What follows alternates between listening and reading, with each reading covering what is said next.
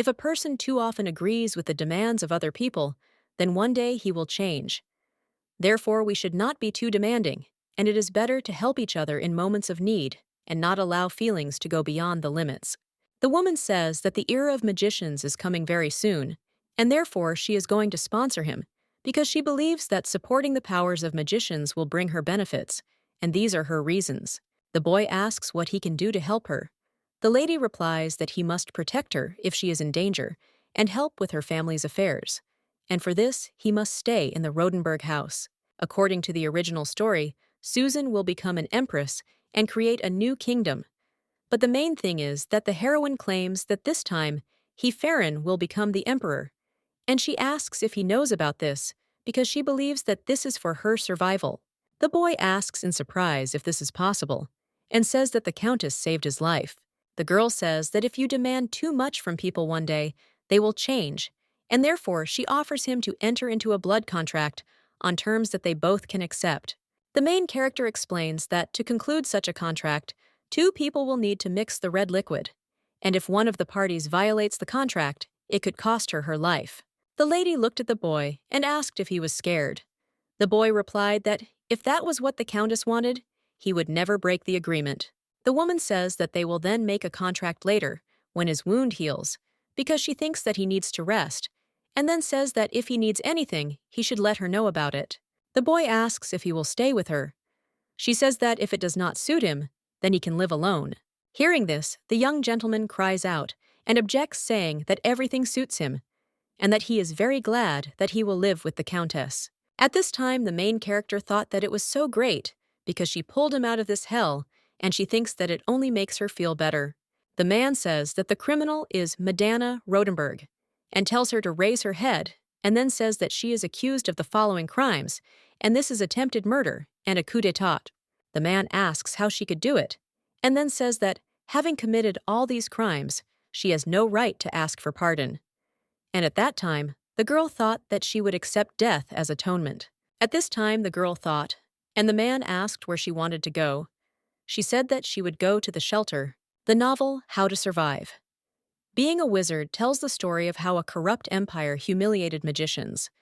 The nobles have no talents other than investing in poor youths, as if they were buying expensive jewelry for some unknown reason. But in the original story, Madonna chose a mage who was despised by the rest of the people. In this corrupted empire, the mage is the one who was born outcast. The mages who were forced to hide and conceal themselves did everything in order to survive. But among them, Madonna chose someone who was different from all the others. The main character chose Susan, a girl with outstanding magical abilities, and of course, Madonna betrothed Susan with manners and ceremony. But she trained Susan in such a way that no one would guess about it, just to make sure that the girl was really talented. Susan, who had a kind heart, still became a privileged sorceress.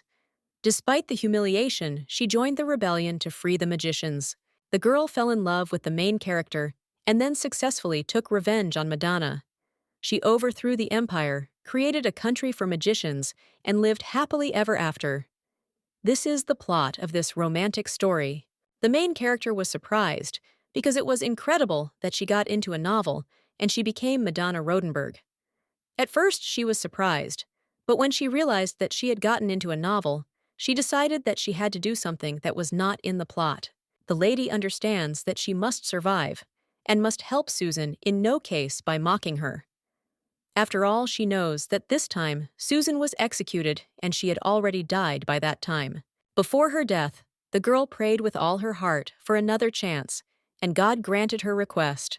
The lady understands that tomorrow she will finally see Susan, because in the novel, she was a very honest girl, but she is still interested in what she was really like. The main character believes that even if she keeps this diary, she still won't be able to understand Susan. She got into history books as a winner, and this novel is, after all, her story.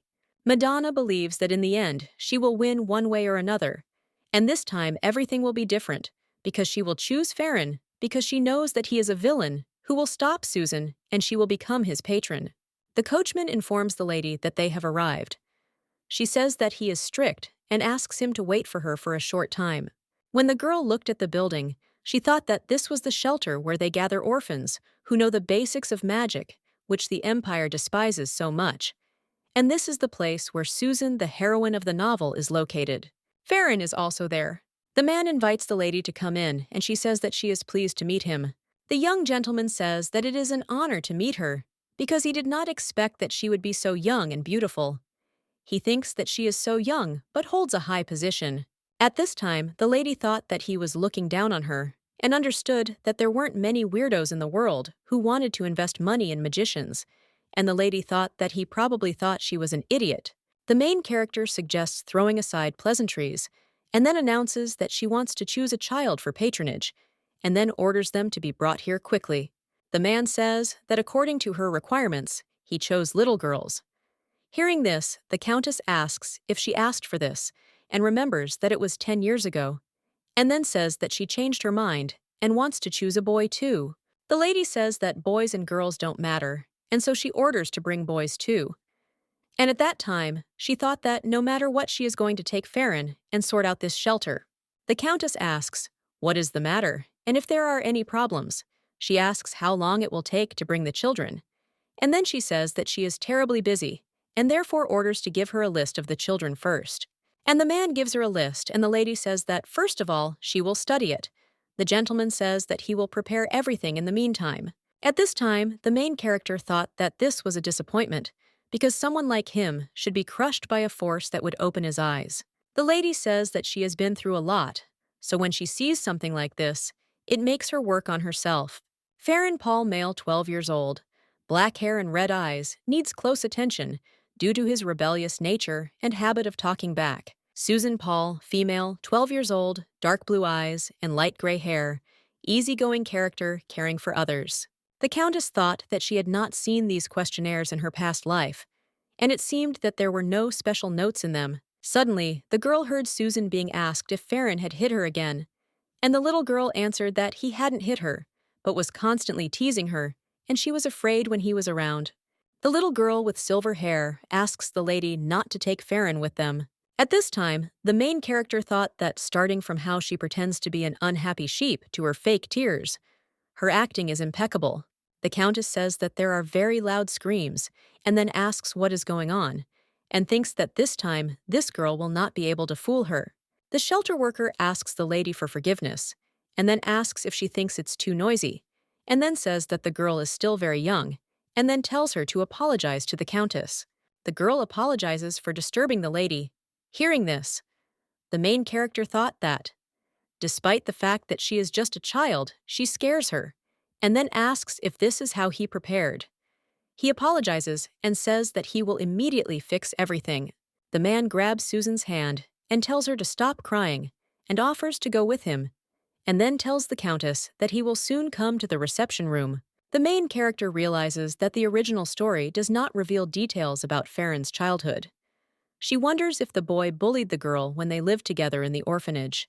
This was revealed after they both grew up, and the novel completely reflects the point of view of the winner for the sake of the future that is inseparable from Susan the Countess, needs a real power capable of protecting her. She thinks that this person must have magic equal in strength to Susan, and the person in question is Farron. The lady thought that in her past life, she considered him a villain. Of course, she can't trust him completely, but Susan also stabbed her in the back. The main character thought that everything was right, and she and Farron just had to use each other to their advantage, and this time, she should prepare a method for controlling the chain. The shelter worker tells the Countess that he transferred all the boys as she ordered. The main character looked at the guys and thought that only Susan was dressed appropriately, but on the other hand, the boy with black hair and red eyes was nowhere to be seen, and she thought that this girl had managed to get rid of Farron after all. The man says that she can calmly study the children, examine them, and then make a choice. The Countess says she just saw a boy on the list, but he is not here. He screams and insists that there is no boy she is talking about. The lady says that she likes black hair and red eyes, and she remembers him well, and then asks where this child is. The parson insists that this boy is so stupid, and he is afraid that she will be upset if she sees him. The lady claims that she will draw her own conclusions later, and then reminds him that she told him to bring all the children from the list, and then asks if he looks down on her. The man objects and says, "How dare he?" and then asks him to wait for her for a minute. The Countess says that she has already wasted too much time, and therefore will go and see the boy herself, and then asks if the children live on the second floor. The parson asks the lady to wait. The boy asks if Farron is in his room now, and his friend replies that he is locked in the isolation ward for testing. Susan approaches the Countess and says that she knows where this boy is now, and therefore will take her there. Hearing this, the main character looked at the girl and thought that she had just accused Farron of beating her and showing all kinds of fear, and now she was saying that she would take her to the boy. The Countess thought that she was a liar who was trying to attract her attention, and thought that this little girl was so cunning that she didn't even look like a child. She thought that if she had looked at her more closely in her past life, she would have been able to recognize her soul and body. Madonna asks the little girl if she will walk with her, and the girl offers to follow her. The main character thought that before returning, she met Farron only once, and black hair, bright red eyes, and there was some kind of devilish charm in him, and he told her to be careful. Susan was trying to steal the Rothenberg fortune and was plotting behind the scenes, and the only person who knew Susan's evil nature came to give her advice. The Countess remembers that back then she trusted Susan implicitly, and she got angry and thought that a sweet child like Susan could never be like that, and so she drove him away without blinking an eye. The girl thought that looking back, she realized how stupid she was, so when she realized that she had been reborn, the first thing she thought about was Farron. The little girl tells the lady that they are there, and the lady says that the door is locked and asks if she has a key. Susan replies that she doesn't have the key, and the main character doesn't understand why she brought her here then. The little girl says that there is a window in the door, and she can look through it, and then says that Farron is very violent and dangerous. Parson asks Susan why she came here alone. She replies that the Countess asked him to accompany her. Hearing this, the lady thought that she herself came here, and now she is lying again. The shelter worker says that as the Countess sees it, this boy is such a problem child that he has to be locked in the isolation ward, and the lady wags to open the door. The lady thought that when the door opened, she felt a very musty smell, and the man tells the boy that he cannot sleep yet, because a guest has come to visit him and suggests that he behave decently. The Countess says that it is dark in the room. The parson apologizes and then says that he will now light the lanterns. When the light came on in the room, the lady saw a boy whose whole body was covered in bruises. She asked in surprise what happened and whether they were beating him. The parson explains that this is a punishment for committing a misdemeanor, and the girl asks the boy if he can show her his body. After a few minutes, the Countess says that it looks even worse than the face, and then asks the child if he is okay. She realizes that he has mistakes not only on his face and neck. Madonna asks if they always use corporal punishment, and the man justifies himself by saying that it is usually not like that, and that this boy committed a serious act. So he went a little overboard with the punishment. Susan screams and says that this guy stole her things. The parson agrees with the girl and says that it is so, and Farron is a thief. The lady looked at the boy and asked if he believed her, and then said that she does not hate liars. The girl claims that this boy is a liar, and asks the lady not to believe him, and then says that he stole something valuable from her. The Countess turns to the director and asks if he taught her that one should not interfere in someone else's conversation. The parson asks the girl to stop crying, and says that he understands what she feels, but since she is standing in front of the Countess, she must behave differently. Farron claims that he did not steal anything. Hearing this, the director says that this is obviously a lie, and the main character looked at the girl and thought that she was sure that Susan was lying, but she knew that no one would believe the boy's words. The lady says that in that case, the director can first tell her everything in detail. Parson says it happened last month, when some people from headquarters came to visit them several times a year. One of them said that Susan was a very beautiful girl and gave her a silver brooch that he wore himself. The main character cannot understand whether Susan's prettiness attracts his attention. The man says the girl was so happy that she showed the brooch to her friends, and she always wore the decoration on her outfits. However, after about a week, the brooch disappeared. The director says that of course he searched everywhere to find the brooch, and he looked into all the nooks and crannies, but it was nowhere to be found. And in the end, not finding the brooch in any of the secret places, he simply looked and found it in Farron's chest of drawers. The girl says that this guy always offended her, but she never thought that he would turn out to be a thief. The lady asks the guy if it's true, and the boy insists that he didn't take it, and then says that if he had stolen it, he wouldn't have left the brooch in such a visible place. The countess says that this sounds quite reasonable, but nevertheless, he has no evidence, and then asks if he can prove his innocence. The young man at this time did not know what to answer, and the director says that he is again trying to make fun of Susan, and therefore considers that there is no need to listen to his explanations. The lady asks, what if he has evidence, and she is interested in what she will do then. The man says that if there is evidence, he believes that everything will become much easier. The boy says that he knows how to find evidence, and suggests simply casting a manifestation spell on the brooch. The manifestation spell is a type of magic that allows you to see the memories left on an object in the form of moving images. Wizards hate this spell and try not to mention it, but it is often used during crime investigations. The main character understands that now all that remains is to invite a magician who can cast a manifestation spell. The director says that it is very expensive. The countess says that it is so, because she hates those who constantly lie shamelessly, and therefore believes that they must find out who the real liar is in order to make the right decision. And immediately after that, she will decide who will become her ward. The woman says that now she will send someone to search for a magician who can cast a manifestation spell. And when she looks at the girl, she does not understand why she reacts like that. Farron informs the countess that he can cast a manifestation spell. Hearing this, Susan assures him that he is a liar, and then turns to the countess and claims that he is lying. At this time, the main character realized that this girl panicked and had a completely different reaction, and believed that she was really hiding something. The lady suggests trying it once, because they will immediately understand whether it is true or not. She asks the boy why he did not use the manifestation spell earlier to find evidence. Farron replies that he thought the lady would not believe him. The director tells the countess that their orphanage had never taught such complex magic. The countess tells the boy that she hopes he will not disappoint her, and then offers the girl to give her the brooch. The boy thanked the lady for giving him this chance, because he just wants to find out where the truth is and where the lie is. With the help of magic, the guy displayed all the movement of the brooch, and when he saw this girl screaming, says that this can't be, because there in the picture, she saw herself and how she put this brooch. Susan fell to her knees and insisted that everything was wrong and that she really didn't do it. The main character thought that it was strange, because it was Susan who revealed her true power in the same way. However, she thinks that now is not the time to think about it and asks if the girl is disappointed.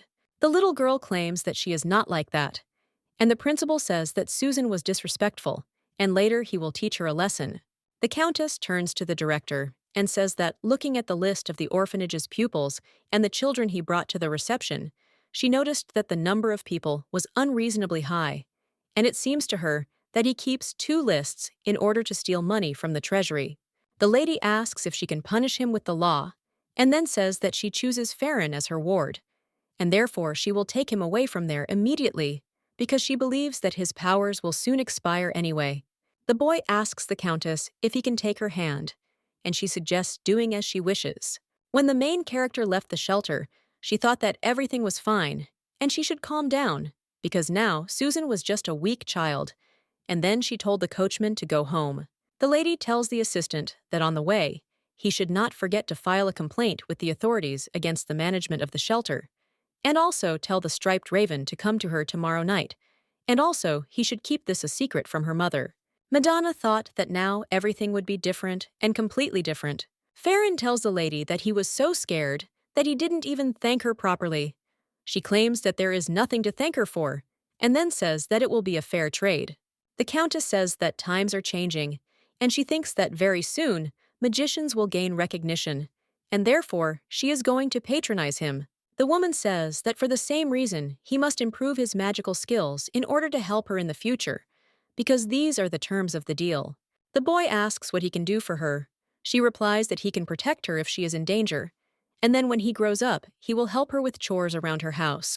Farron asks if he can help her with such things, because he understands that the countess saved his life, but he can't repay her in any way. The lady says that if you demand too much from a person, he may change his mind, and therefore believes that they need to sign a contract whose terms will suit both of them. And when his wounds are completely healed, they will conclude a blood contract. The Countess asks him if he is scared, and the boy replies that it all seems like a dream, and he is not scared at all because he is happy to be next to her. Farron says he's lucky the Countess allowed him to use the manifestation spell, as he assumes Susan would have cast an erasing spell on the brooch otherwise. Hearing this, the main character does not understand whether Susan was so artificial in magic before her rebirth. She says that the girl is the same age as him and asks if she is already so good at magic, and also asks if she has a personal mentor in magic. The boy says that they hid it from the director, but once or twice a month, a wizard visited the orphanage. During each visit, this man taught the children magic, and the magician even gave them books of spells. The lady realizes that there was no mention of this in the original novel, and then asks if he knows who it was. The boy says that he doesn't know this man because he always wore a black robe and covered his face, and therefore he doesn't know him. The Countess asks if he told them his name. The boy says that he doesn't know the man's name either. The main character thought that she would try to find out about him without making a fuss. And then she says that she would count on his help in the future, and they shake hands. Farron claims that he will definitely become her powerful weapon. In the evening, the lady asks the man if he has arrived. The guy asks how she dares to call him without the owner's permission. The woman suggests omitting unnecessary greetings. The guy with green hair was the leader of the striped Raven mercenary group. He asks why she suddenly called him so late at night. Jack says that if she needs someone to entertain her, their organization does not provide such services. The main character thought that, for money, they can do anything, and most of the Rotenberg's deals are true for them. Because she doesn't know their ages or their lives, she can't fully believe it. But that's how things are. The Countess tells him that she didn't call him names to gossip, and so she doesn't have to worry, and then tells him that she needs him to track down a certain prey, and what the past of that prey is. A 12-year-old girl named Susan, a pupil at the Lantern orphanage. Jack asks her if she thought that they could deal with her loot at the same time, and then asks the lady why she would go to such lengths for a common orphan. Madonna smiled and said that as far as she knew, the rules of their organization prohibited finding out the reasons if he was given an assignment and then asked where his ethics were. Leader apologizes and then says, he's just a little surprised. The lady says there's no need to deal with this matter right now because she thinks the shelter will be closed soon anyway, and the government will sort it out. Jack says that nobles hate to face the central government openly and asks if that's true. And the lady says that's enough joking and asks if he agrees to take on this matter. The man says that he will carry out her order and send a notification about the money a little later, and therefore offers to send it to him privately. He says that he hopes that in the future she will contact him more often. The main character thought that despite the fact that she wanted to get to Susan, she couldn't remain defenseless, and she would simply entrust him with this matter and forget about it, because now she had much more important concerns. Several weeks had passed since Farron's arrival. Although his entire body was bruised, and from corporal punishment, thanks to treatment, he was quickly recovering. When the lady saw the boy, she was surprised, because he was without a single scratch. And the doctor says that everything is fine if he does not forget to take his medications. New bruises will not appear. The Countess invites the boy to go for a walk together and suggests that he take a walk in the city along the Street of Artists. Artist Street, where you can find everything from clothes and jewelry to household goods and essentials. In this place, there are shops selling handicrafts. At the very top of the street, only goods are sold at prices affordable to commoners. But if they move deeper into the street, they will find things truly worthy of attention. Expensive elite goods that are of interest to nobles. The woman says that usually they have new products and they bring them to their castle, but today they will go and present it to them. The boy asks in surprise if they will present it. The Countess says that everything is correct and that when he comes to the store alone, they will give him things. The boy asks in surprise if they will treat him like that. The lady assures that everything will be so, because now he also lives in this house, and therefore he should develop good taste, because she believes that people who have a lot of money should know how to buy valuable things correctly, and she thinks that he will learn this too. The servants greet the Countess as they are glad to see their mistress. The master says that he heard that she needs some things for her ward. She says that he is right, and then reports that the boy himself has arrived. The woman says that when he meets him in the future, he should consider that he accepts her. The seller says that he understands and will give appropriate instructions to his subordinates so that they do not make mistakes. The lady asks the boy if he is worried, and then assures him that everything is fine. Farron says that if he is going to represent their family, then he has no right to make mistakes. The lady thinks that he is still very young, so of course he will not do without mistakes. Then she suggests that he go and not be afraid. The countess says that this dress uses ribbon fabrics, and the inner lining is made of lonquel silk to create a luxurious feel. He says that it looks great because the wooden buttons contrast and add style. The lady says that cold weather is coming and offers to bring them more coats. The boy asks the countess if the clothes suit him. She says that in a couple of weeks, a new batch of fabric will arrive, and they will try them on and think everything over again. Farron says the lady is no slouch, and she says he needs to learn it too. The lady informs that their family owns many mines. Popular jewelry and ornaments will always change according to fashion demands, and therefore he needs to be receptive to such things. Madonna thinks that this is very important, and if he can predict fashion trends, then it is worth investing more money in them. The boy claims that he will study hard, and she asks if he can guess the latest trends. The boy says that ribbon fabrics are quite bright in color and have a smooth inner texture, and that wine shades have been in fashion lately. The lady was surprised because she realized that he remembered what she told the employees, and then said that he has a good memory. Farron reports that this outfit is also called, but at this time they heard the question of who he is to stand in his way. The gentleman asks if this girl is a pre-registered guest. She says that she hasn't seen Mr. Talcio for a long time. The man asks if it is true what people are saying about her family all over the place, since her mother announced that she would marry her off to the crown prince. Count Cavan Talcio. Being a man drowning in debt, he was lucky to find success after one successful venture. One day he proposed to Madonna, but was categorically rejected by her mother. Since then, he has a grudge against the Rothenberg family. The lady replies that these are just rumors, and then asks how such a businessman could believe this. Cavan says that this is true because a prince who is of sound mind would never allow this. The main character thought that she hadn't seen him for a long time, but this man knows how to awaken hatred in people. The man asks where this child came from in the Rothenberg family. She replies that it is her ward, and the gentleman asks what abilities he has. The lady replies that it is magic. Cavan asks, surprised if she's investing in him to make a fool of herself, and he says, "For heaven's sake, there's something wrong with her." He thinks high society would love it. At this time, the main character thought that it was disgusting, because all these gossips that the nobility spread behind his back, and she had heard enough of them, and they had become boring even before his rebirth. The countess says that the point of such funding is to identify potential value, and she valued the future of this child highly, which is why she chose him. Count Cavan laughs and says that she saw value in a pile of rubbish. And the lady asks if he also uses his senses in trade deals, and then says that she knows that the existence of mages is now perceived as something ordinary, but she thinks that this is only for the time being. The lady claims that the value of magicians will increase in the near future. The man asks in surprise what nonsense she is talking about, and then says that wizards are just scum and there is nothing to think about. After all, if they had any value, it would have been discovered long ago. Madonna says that she is very curious, and then takes the guy by the hand and asks if he sees the lining in this waistcoat. She says that it is a lonquel lining, thin, soft, and shiny, and this is an integral part of the outfit for a person of nobility. The lady asks if he knows how this silk is made. Cavan asks how he knows. The woman laughed and said that of course, the lonquel mountain silk is made by the larvae of beetles, poisonous insects widely known in this mountain region.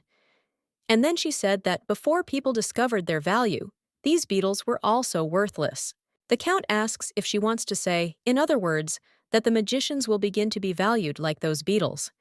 She says that the point is in foreseeing future values, and asks if he understands.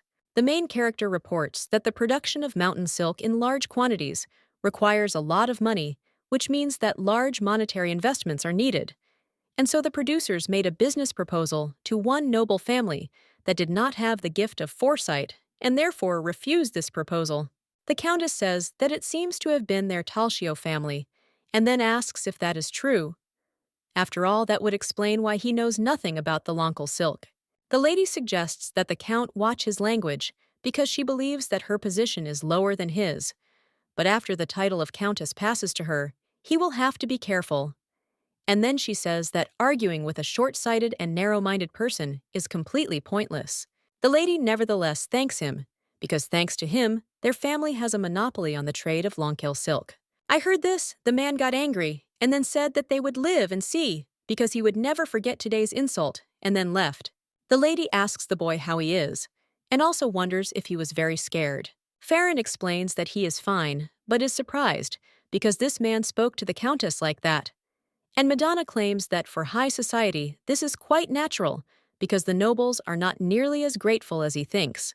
The boy says that he wants to grow up as soon as possible to become the Countess's protector, and the lady suggests that he not worry about it because he is only 12 years old and thinks that he should enjoy life while he has the opportunity.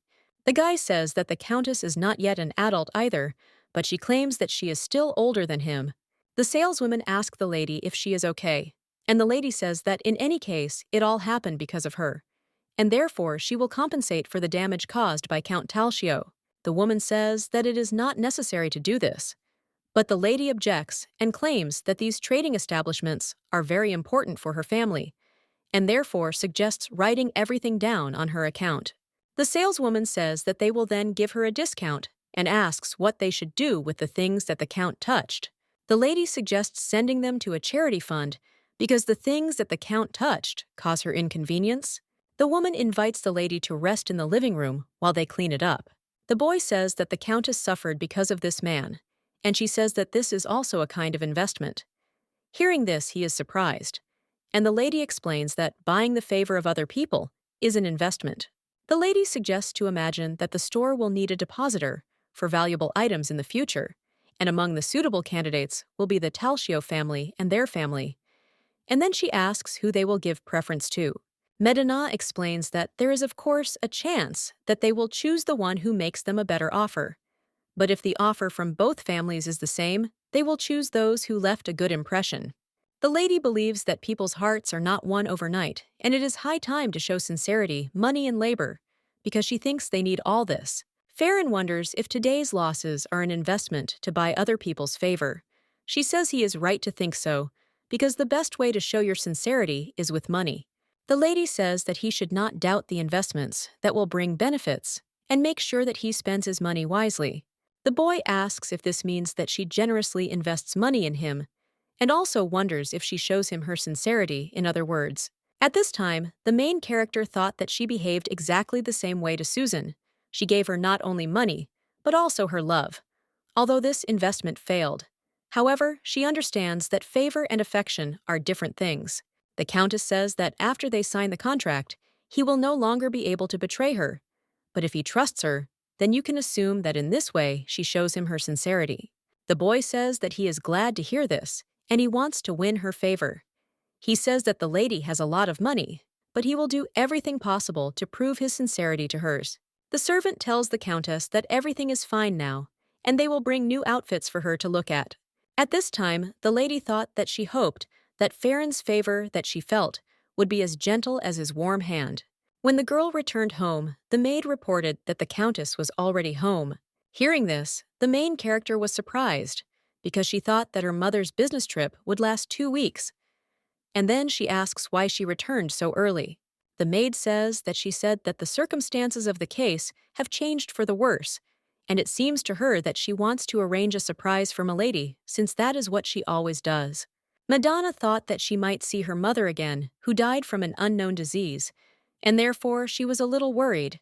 The maid reports that the Countess said she wanted to have dinner with her and her ward. The lady asks the boy if he is tired.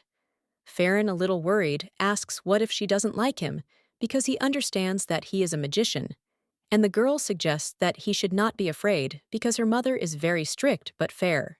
Farron claims that he will do everything to please her. She tells him to keep it that way, because it is the right attitude, And at that time, she thought that if she does not like his magic, she will just throw him out but hope that everything will be fine. The daughter greeted Mother Luciola Rodenberg, who was the head of the House of Rodenberg. It was less than 100 years ago that women inherited titles in the empire, so people still looked down on women who headed their families. But Luciola is considered an exception. After her husband's death, she became the head of the family on her own. Then she made the Rotenbergs the wealthiest family in the entire empire, so that other people cannot speak ill of her. The main character remembers that in the past, the reason for her mother's illness remained unknown, and therefore she is thinking of paying more attention to her treatment now in order to find out the whole truth.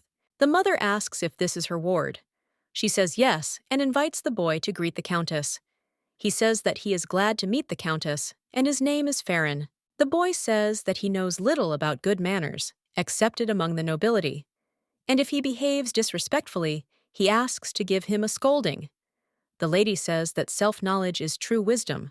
Medina thought that, fortunately, the boy made a good impression on his mother, but she would still like to know if his mother and Susan had met in the past.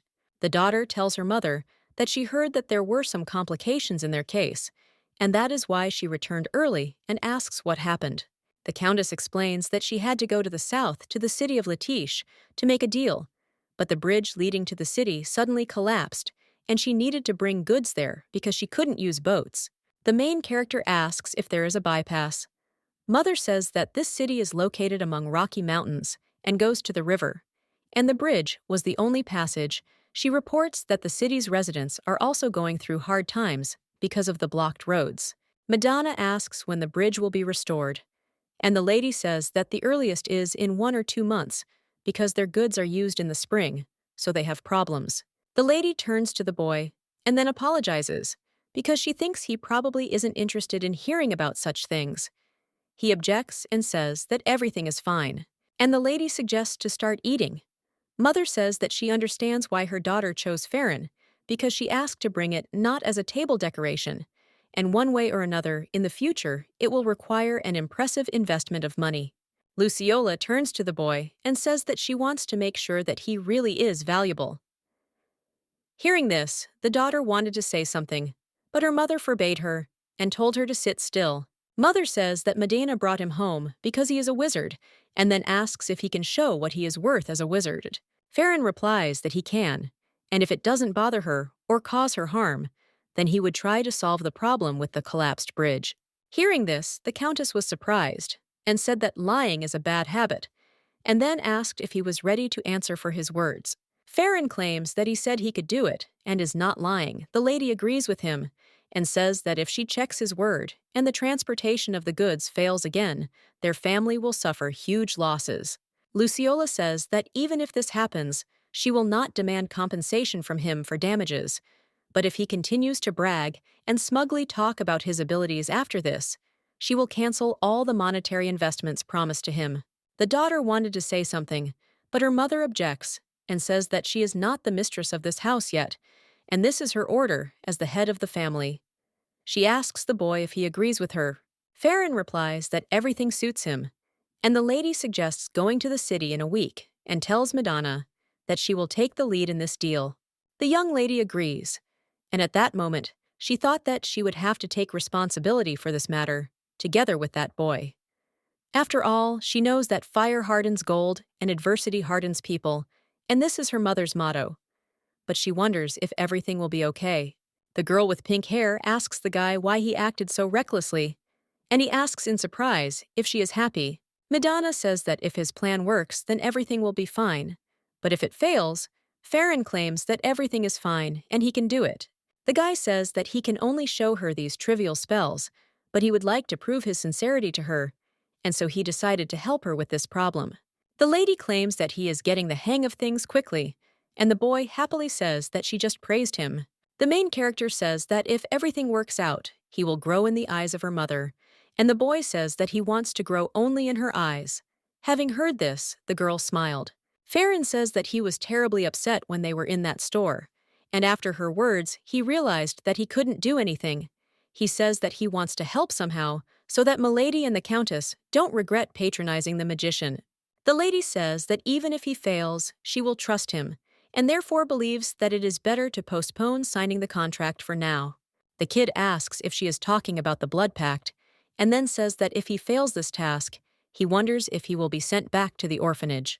Madonna assures that this will not happen, and no matter what happens, she will not stop patronizing him. Farron thanks Milady, and then asks if she can give him her hand. She asks why, and the boy leans down and kisses her, and then claims that he will definitely succeed in order to continue to be near her. The main character says that she is counting on him. The guy thinks that she must be tired and apologizes for keeping her. He thinks that the lady should go back to her room and rest. Madonna left. She thought that it was impossible not to admit that this child was very smart, and she hoped that he would succeed in this matter. A week later, they arrived at the destroyed bridge. And when the main character saw this sight, she thought that everything was much worse than she thought, and she asks if it was all because of the storm. Farron looked at this ruin and said that it was good that no one was hurt, and thought that there shouldn't have been any storm at that time, and thought that was strange. The lady says he will have to go to the river, and then says the carts will arrive in a couple of hours, and asks if he is okay. The workers ask who they are. The man says that it is Madonna Rotenberg who sent them a telegram and offers to agree that they will not get in their way. The worker asks if they weren't planning to cross the river by boat. The lady replies that they will transport the goods, not by boat but by cart. Hearing this, the man asks in surprise if she wants to ford the river, and then says that the water level in the river is very high and it is dangerous, and then you offer to clear the road so that nothing impedes movement. The lady ordered the prepared treats to be brought, and in a few minutes, the servant set the table, on which there was a lot of drink and snacks. Seeing this treat, the workers say that they will quickly clean everything up. The lady tells the boy that the river is very deep and asks him to be careful. He thanks her for worrying about him. Farron touched the ground with his hand and began to act with magic. At this time, the main character watching him thought that the projection spell worked and the bridge created by Farron was just a shapeless illusion, because she knew that the boy would share his plan with her in advance. Lady wonder if anyone can cross this bridge, because the bridge supports are made of light, and the river waters flow in and deform. The boy says that he created a strong bridge, but knows that creating solid materials requires a lot of magical energy, but he really did it. Farron thought about how using the waters reduced the magical energy consumption and further strengthened the bridge, and then asks Milady if he did well, and thought about how he made the right choice. The boy reports that the bridge can support a batch of carts with goods, and he has calculated the load on the support. The lady asks in surprise when he managed to learn all this. He answers that in the orphanage, no one forbade him to go to the library, and therefore, when he had free time, he went there and read everything in a row, and considers that it was useful reading. Madonna says that he worked hard, and the guy turns to Milady and says that he found something strange in the collapsed bridge, and it is a magic seal. The main character asks in surprise whether this bridge was destroyed by the wizard. Farron says he's not sure that there are literally just a couple of magical traces left, and he doesn't even know what kind of magic the man used, since it would be incredibly difficult to destroy such a large bridge using spells alone. The lady wonders if this man like him can cast a spell to reshape them, and the boy says that maybe there is a way to do this with spells he doesn't know. The girl agrees with him and says that since he doesn't know, they will report everything to the city council, Letitia. The guy asks if he can help, and the lady suggests that he try to remember the magical traces. She understands that it will be difficult to find the criminal, even if they conduct an investigation now. And the men ask in surprise how they can cross this bridge. The main character assures them that there will be no problems with it, and the man says that he is the first to see such a bridge. And then he asks in surprise whether a cart should be able to cross this bridge. Madonna says that she personally walked across the bridge, and the man says that people in carts are different things because he thinks that it might collapse again. At this time, the main character thought that, as she had assumed, they were very scared. And then she asked the young man to lend her whip for a while, and said that she herself would cross the bridge in a cart. The servant tells the countess that it is too dangerous, but she assures him that it is not scary at all, because she believes that horses are intelligent and sensitive creatures, and most importantly, they instinctively sense danger. Farron tells my lady that he will go with her, She agrees, and then they decide.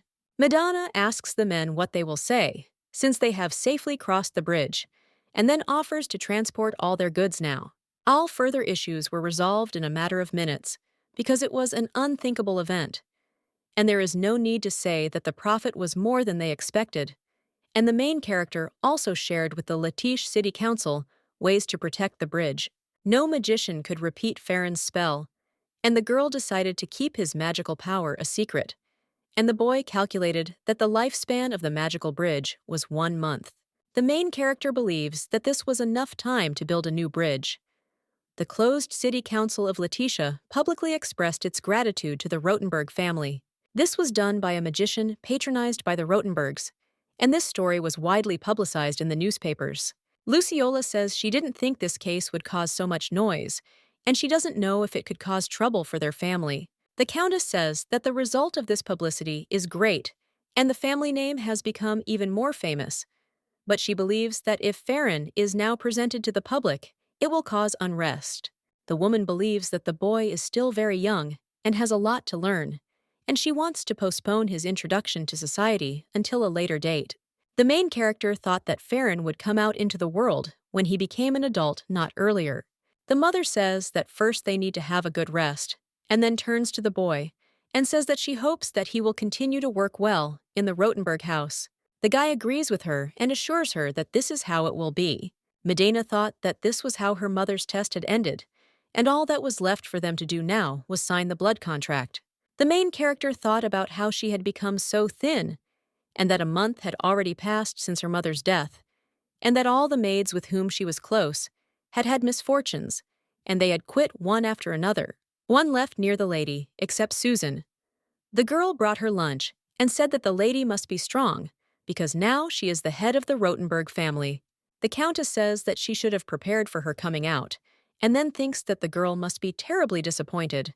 The little girl objects, and says that not at all, and suggests that the lady not to worry and just take care of her health. Midana realizes that a month has already passed and thinks that she needs to pull herself together. She suggests that the girl go shopping and buy her a dress in the latest fashion. Susan says that she is very grateful to her for this, but is afraid that people will gossip about her and if her dress is more luxurious than the lady's.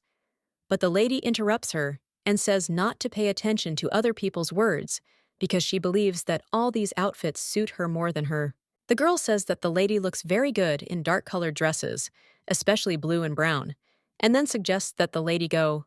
The main character looked at the girl and thought that she must have been through a lot since she grew up at such a young age, and she thinks that she will definitely make her better since her duty is to stand behind and support Susan so that she can shine. Madonna says that now they need to choose which social events they will attend and see the situation in high society. She apologizes for being bedridden for so long, and this is just when they have so much to do. Susan suggests not to say that because she understands the grief sister has gone through, and then apologizes for what she said and explains that she always considered her older sister, which is why she misspoke. The lady says that everything is fine, and she can call her sister when they are alone, because her mother died, and she considers her a member of her family. Hearing this, the girl smiled, and then hugged the lady and called her sister Medena. At this time, the main character thought that she had no one except Susan. Madonna woke up and realized that it was a dream, and she thinks that it was a dream, and nothing happened, and therefore she should calm down. The lady saw the report regarding her target, and no specifics were revealed, but she can see more detailed information below. The main character understands that nothing special has happened yet, but she must be on guard because she does not know when Susan will try to bite her throat. However, it seems to her that everything is going as usual. The Countess thought that she was nervous because today she had to sign the blood pact.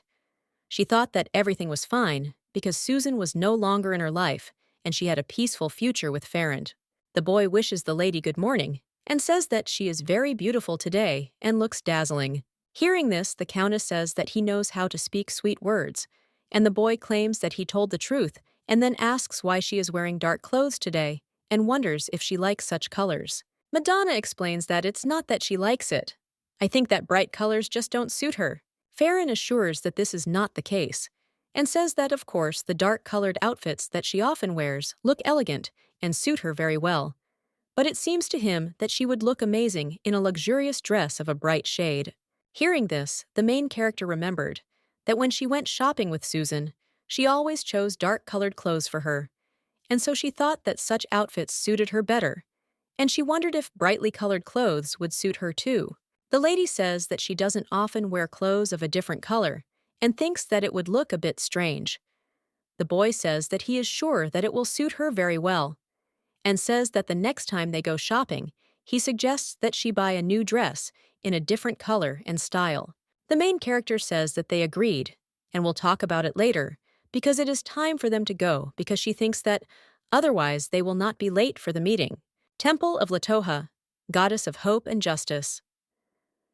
The priest tells the lady that he is glad to see her, and reports that he heard that she has arrived today to seal a blood pact. He asks with whom he will be making the pact. Madonna replies that it is with the boy accompanying her today. The Reverend says that it is clear to him and asks to be allowed to lead them to the altar. He says that the two people making the contract must stand in front of the altar facing each other. Farron takes an extra step and tells Milady that he would like to grow up faster. The priest says that he will now explain everything to them in detail, and then says that a blood pact can only be concluded once in a lifetime, and those who conclude it will be bound to each other until their days. And each person has only one opportunity to conclude this pact. The priest says that one day in the future, there may come a time when they will regret this agreement, and perhaps they will no longer be satisfied with the terms of the agreement, or they will decide that they have tied themselves to the wrong person. The man says that no matter what the contract that was sealed cannot be broken, and then asks if they agree to this. The boy answered the question first, and he agreed. At that time, the man thought that this boy was so young and had a great future ahead of him, but his life would be tied by unbreakable bonds, and he looked completely happy. The Reverend asks Milady if she agrees with everything. The Countess says that of course she agrees. He then suggests that they communicate the terms of their agreement to each other, since he knows that the more specific the content, the more irreversible its power will be. Medena says that in that case, no matter what happens, let him not betray the other side of this union. Farron turns to the priest and says that he has a question, and then asks if he can add any conditions.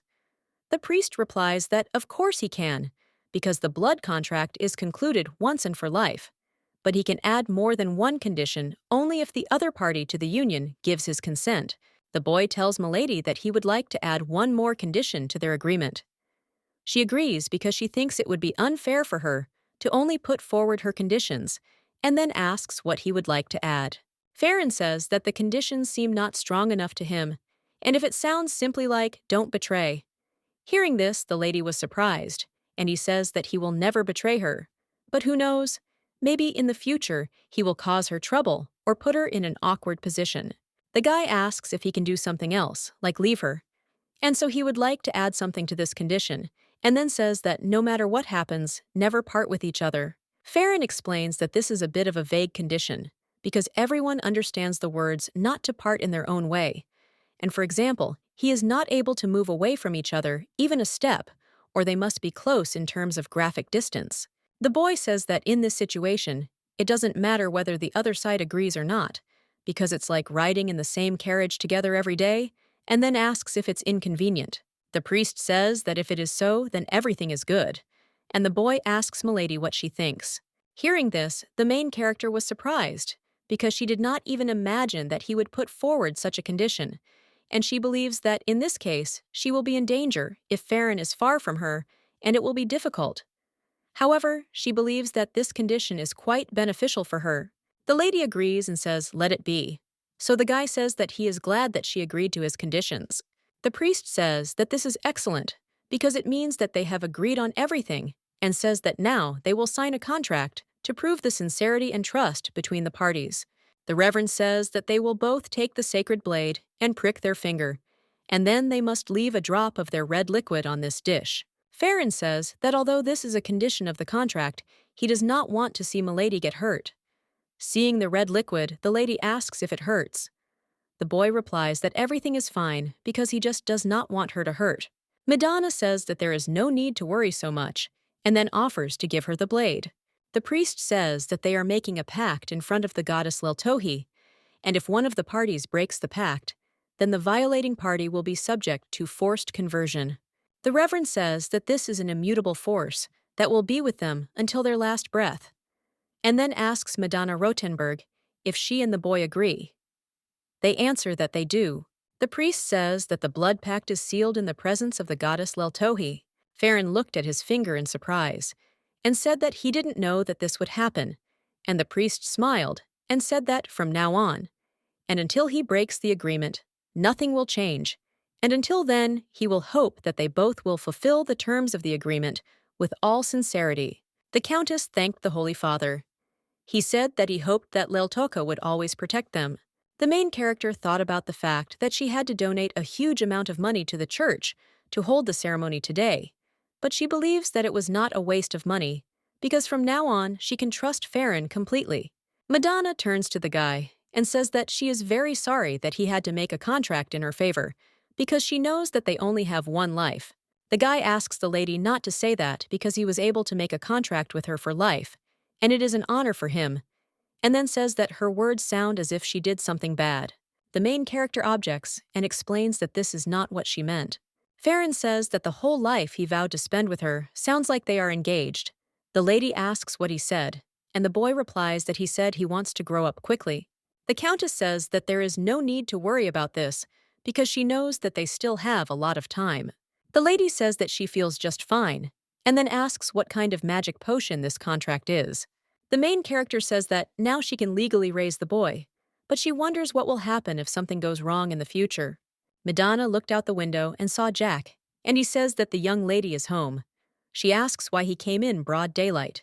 The leader of the Striped Raven assures that no one will see him, and therefore suggests that she not worry. And then he says that he has important news that he wanted to tell her personally, and asks why she is so cold. The main character suggests that he get down to business. He agrees and says that she is grumpy, and then informs that a patron has appeared. The Countess asks if he wants to say that a patron has already been found for the sorceress Susan. He replies that he is as nasty as the young Countess. Madonna asks what the man's name is. He replies that it is Count Kavan Talshio, and then asks if she knows him.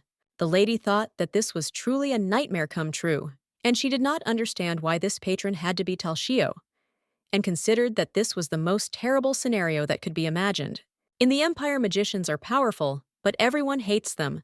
Susan doesn't know how strong she is yet, and without her help, she wouldn't be able to blossom into the light like a beautiful flower. The main character understands that Susan could not go to high school and study the simplest subjects, but she believes that the reasons why Talshio chose Susan are completely obvious. The lady remembers that back then in the store, he humiliated the wizards and insulted her, but she believes that he must have found out that the spell in Latish was cast by Farron, and that Count Talshio was an overnight rich but short-sighted man, and therefore understands that he is a completely suitable victim for Susan. Jack looked and said that it seemed that Her Highness the young Countess had a headache. She said that she knew what would happen, that she felt exhausted, and then thanked him for telling her about it in advance. The guy says that he is a capable assistant and asks if this is true and wonders what they will do now. The man says that they should avoid meeting people who work for the Count's family. She says that she understands this and therefore thinks that she can continue to rely on him. The main character thought that she could still contact their organization to solve some minor problems, because there was a high probability that if they did not find another way to stop her, they would have a very hard time. Madonna thought that she needed to calm down, because she had gone through a lot to return here, and besides, she had her loyal Farron. The Countess says that she will be grateful if he keeps her informed of events, and then says that if he needs more money, he should just say so. Jack states that he is grateful that Milady requires his help, and then leaves and wishes her a good day. The lady thought that when she communicated with people from the Striped Raven, she tried to behave as usual, but if she ran into Susan, she would have to be more careful, and believed that in any case, she should first see Farron. Madonna came to the door of the boy's room and asked if he was there. The boy apologized for making her wait for so long, and then asked if she still hadn't bandaged her finger. The main character says that she has already forgotten about it, but he claims that this is not possible and believes that the cut needs to be treated. The lady claims that everything is fine, but Farron suggests that she wait a minute and then bandages her finger and says that she can't do it anymore. The girl says that this will not happen again and thinks that it does not matter. The guy says that if something happens to Milady, he will protect her, even if he himself is wounded, and then claims that she can trust him. The main character thought that this is because he considers her his benefactor, and she invests her money in him based on cold calculation, and then asks what she can do for him. And it doesn't matter whether it requires money or something else. Farron asks if he can ask her for just one thing, and instead of calling her young countess, he asks if he can call her by her first name. Hearing this, the lady thought that it was such a trifle, and if he wanted it so much, then he was not like Susan, and understood that she had made an agreement with him, so she had nothing to worry about. The countess says that in public it will look wrong, but when they are alone, he can call her whatever he wants, and suggests calling her sister. Farron objects and says that it is not worth it, because he does not want to be her brother. Hearing this, the main character does not understand that she said something wrong that he reacts this way. Madonna believes that she should give him credit because she tried not to get close to him, but it seems that this still happened without his knowledge. The guy asks if he can just call her Lady Medena, and also wonders if it's too prim. She says that he can just call her Medena, and since he has a lot of work to do in the future, she suggests that he try. Farron insists that it will be so, but they do not say goodbye and asks if she is not going anywhere. She says that she came just to tell him that they made a pact so that they will never part. The boy asks Madonna to take care of him and says that he will definitely become a useful magician. The countess says that now they will seriously take up his education and study of magic and asks if he is against it. The guy says that he will try his best not to let her down. The main character thought that, given the mental abilities that Farron had already demonstrated, and would definitely do more than was expected of him, and until Susan began to act thoroughly, she should nip her desire in the bud. In the original story, there were minor characters who helped Susan take over the country. Madonna believes that she should find them and use them as a basis to install Farron as ruler. Half a year later, the main character saw 2 reports, and the first was about Susan. About half a year ago, the girl became the ward of Count Talcio and moved into his house, and she is confidently moving towards becoming a real lady. Kayvon spares no expense for his dear Susan, and the lady seems to have been following Farron, and quite expectedly, she began to study magic. However, he believes that, apart from this, no special news has been received about her yet, and she has decided to keep a low profile. The Countess saw the second report of Snorri's actions. Luceza. In the original story, before Susan became Empress, there were 3 more main characters. Snorri, the accountant. Luces is an expert in magical research. Porsche is an expert in negotiation. Blint is a master of their art. Their skills are fully revealed in their respective fields. They contributed greatly to the empire's development before it collapsed, and a new country was created. Madonna thought that, of course, she was going to make Snorri Farron's assistant, now not Susan's. Snorri, the nobleman who lost his title, was found rather quickly. Porsche and Blint commoners. And information about them is hard to get, but they are also somewhere nearby. The lady understands that the accountant, judging by the original, is not the most sociable person, and he will not believe her right away, and she thinks that it would be better to go see Farron. The man asks the young countess if she has come, and the lady asks how he is doing. He answers that, frankly speaking, he has practically nothing to teach him. Madonna wonders if this is enough for him, and the teacher claims that he is a genius, and the word monster describes him better. Luhan was the boy's teacher of magic. He was born a wizard in a wealthy family of commoners, but fortunately, his family did not abandon him but supported him. Luhan, with his outstanding talents, devoted his entire life to the study of magic. He was vain and had the ability to be the first to explore the rejected magical realm. Hearing this, the main character does not understand how such a person can say such things, and then says that he is still a child, so she asks to look after him. The teacher says that he is proud that he had the opportunity to teach such a student in his life, and then says that that is enough for today. The Countess thanks him for his hard work. Farron asks Milady how she is doing. She replies that it will depend on today, and then suggests that he go wash and change clothes and have tea together. Madonna reports that she heard that he has been studying very hard lately and that the teachers are praising him. The guy says that it's because everyone loves him, but he still doesn't know a lot. The main character thought that, among other things, Farron is gifted and hardworking, a real genius. That is why she does not understand how Susan won in the original story. But she knows that the original story does not tell details about Farron's childhood. It only says that he went through many difficulties and had a hard life, but he did not have the right conditions to develop his skills and only all possible experience in survival. In contrast, Susan had the support of one of the most trustworthy families in the empire. A fatal difference between the two people. The Countess says that in any case he must take care of his health. The boy asks her not to worry because he eats well and sleeps a lot. The main character thought about how a person feels when he has a child, or rather, based on his age, he is more like her younger brother. The lady says that the teacher said that with his magical skills, he could easily protect her. The guy reports that just recently he said that it was too early and claims that now he has confirmed his abilities. Madonna says that his teacher gave permission, and so they will soon go somewhere. He asks if this place is dangerous. The lady informs that there may be too many new faces that will attract unnecessary attention, so she cannot take anyone with her for her protection except him. Farron tells her not to worry because he can definitely protect her, and the lady agrees with him and says that she will trust him and suggests finishing their tea party. When the Countess stood up, the guy offered her his hand but said that it was somehow not right, and she asked in surprise what was going on. The boy explained that he simply wanted to accompany her as a gentleman. The lady realized that he had learned this in etiquette lessons and said that he was still too short to hold her arm. And when she looked at the guy, she asked in surprise if he had already grown taller.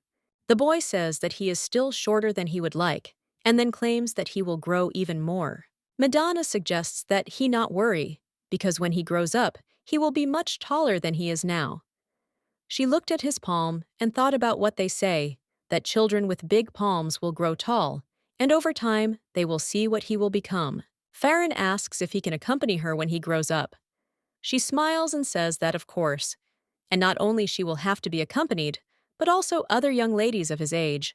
The guy says that whatever, but he wants to become her cavalier as soon as possible. Hearing this, the main character thought that he says this, but in the future, he will fall in love with a beautiful girl, and she will become a queen. And this will happen very soon, so she cannot fully imagine this.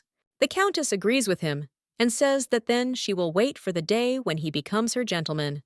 A few days later, the maid asks the mistress if she should bring her a dress, and the lady suggests starting. The maid asks how she wants to do her hair. The Countess says no decorations and simply offers to braid her hair and twist it into a bun to make it look natural. Hearing this, the maid does not understand whether she is doing everything right, and she wonders whether this can be called a calm, elegant style. The main character thought that she wasn't going to impress anyone anyway. After all, today, they were going to a place where there were a lot of ordinary citizens, and she thought that her ordinary appearance would attract unnecessary attention. The maid tells Milady that it is ready, and she, looking at herself in the mirror, says that it turned out very well. The maid asks if Milady is sure that everything is all right. She replies that everything is fine, and that they have all worked hard, and then offers to accept her gift. The maid thanks Milady and believes that she always gives them undeserved rewards, but hopes that she will rely on them in the future. Madonna says that next time she will need to dress up in something similar, and then she will contact them again.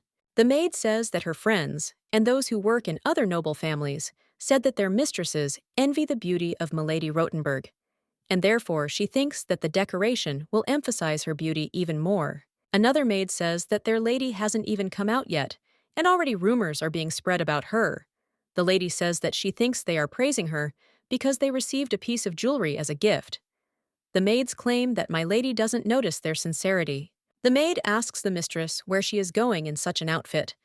She replies that she is going to catch a big fish, and therefore she needs to study the fishing spot in advance.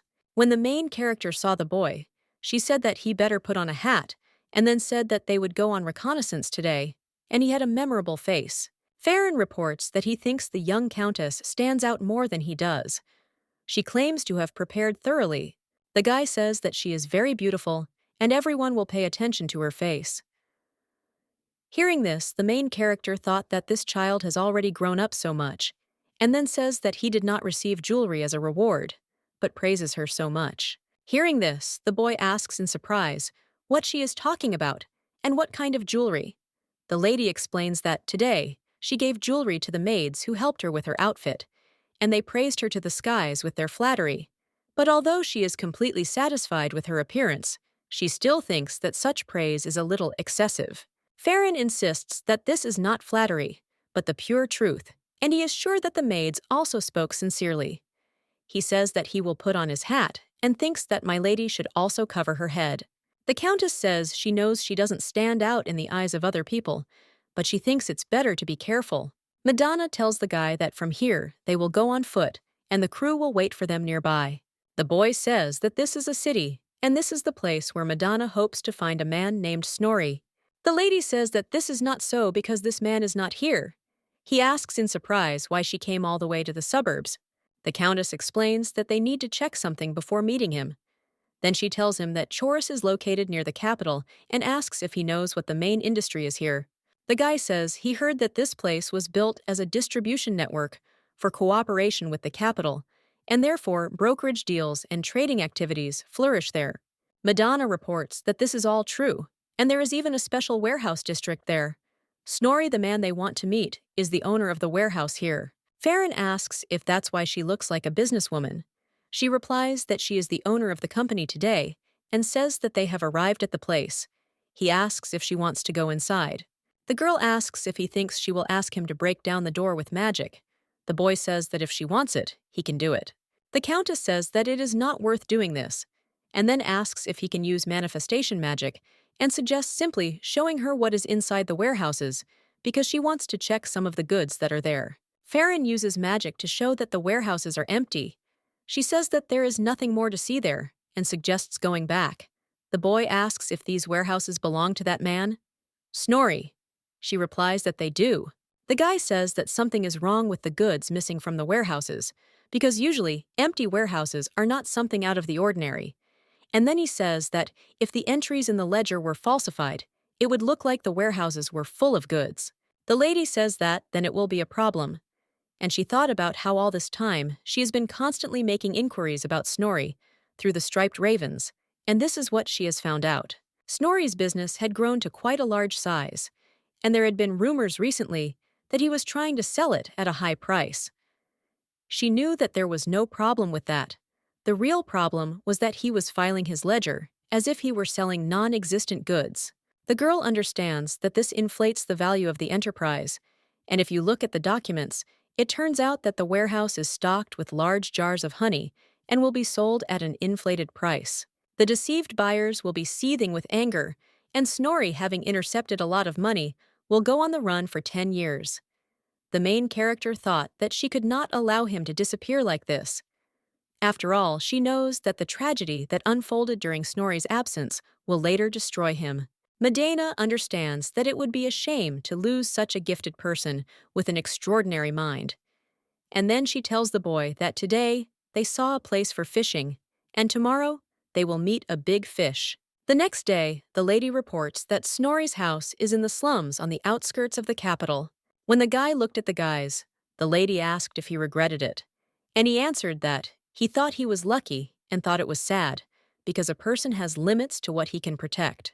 The Countess understands that the empire is currently not functioning properly as a sovereign state, and the boy asks that, when what she calls a new era arrives, he wonders if things will get any better. The lady claims that they must achieve this, and the magicians too, so that all people who have become outcasts can receive protection from the country. Farron says that then she will herald the beginning of this new era, and the lady assures that she is not a sorceress. The guy says that just because the mages gain recognition doesn't mean they'll stop needing other people, and believes that if she opens a new era, everyone will believe her and follow her. The main character thought that he was about to become an emperor and open a new era, and then said that it would be a long story. The Countess says that they have arrived at Snorri's house. Then she knocks on the door, and an old woman opens it and asks who they are. The lady explains that she has come to talk to Mr. Snorri about selling the business. The woman asks if she wants to see the owner, and then says that he is not home. The main character asks if they can wait for him inside, and the woman says that, if that's the case, she suggests that they go and change seats. She says that she will bring them tea. The boy suggests that the mister may not come home today, and the girl objects, and says that they will talk to him soon. The woman brings tea and asks how long they have been waiting. Medina says she thinks they will need another cup of tea. The woman says that as she said the owner is not at home, and you can never guess when he will return.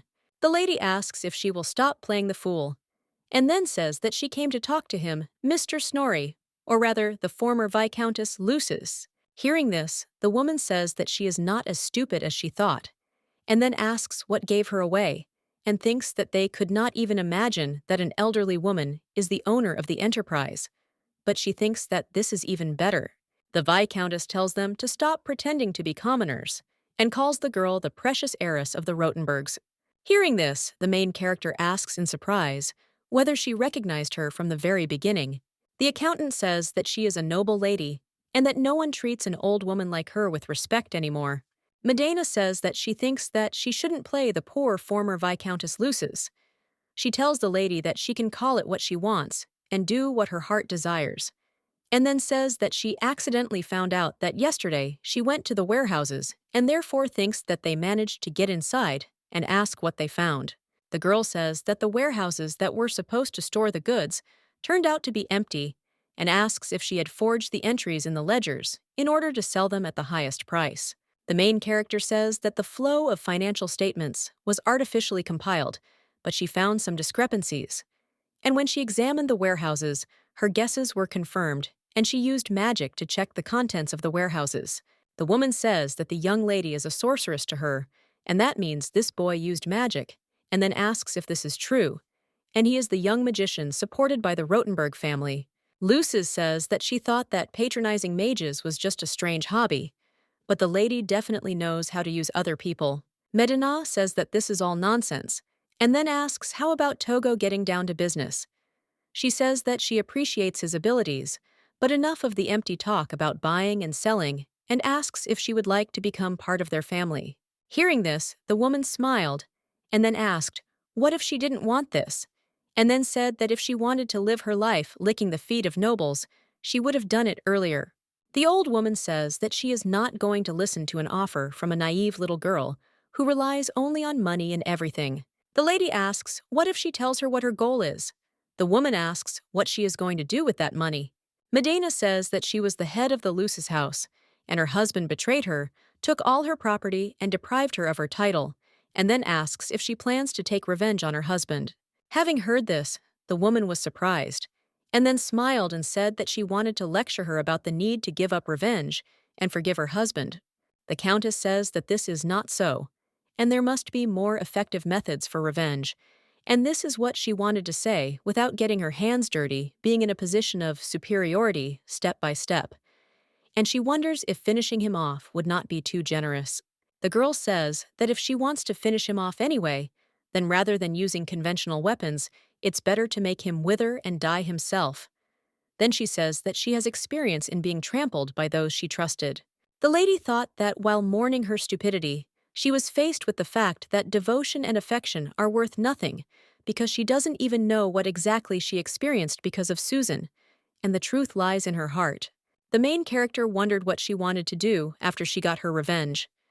She realized that Farron was disappointed in her because she was so straightforward with her, and then she looked at the boy and thought that he wasn't excited at all. Madonna says that she will help her take revenge, and she will not have to get her hands dirty, and that is why she said that she will not lick the feet of some noblewoman, and she does not demand submission from her, but offers her to support each other. The girl says that the woman got so high from the very bottom without anyone's help, and she admires her resourcefulness. Lucia asks if she will start playing tricks in her house, then she will still help her to take revenge. The girl says that it is, and the woman says that neither verbal promises nor signed contracts can be trusted.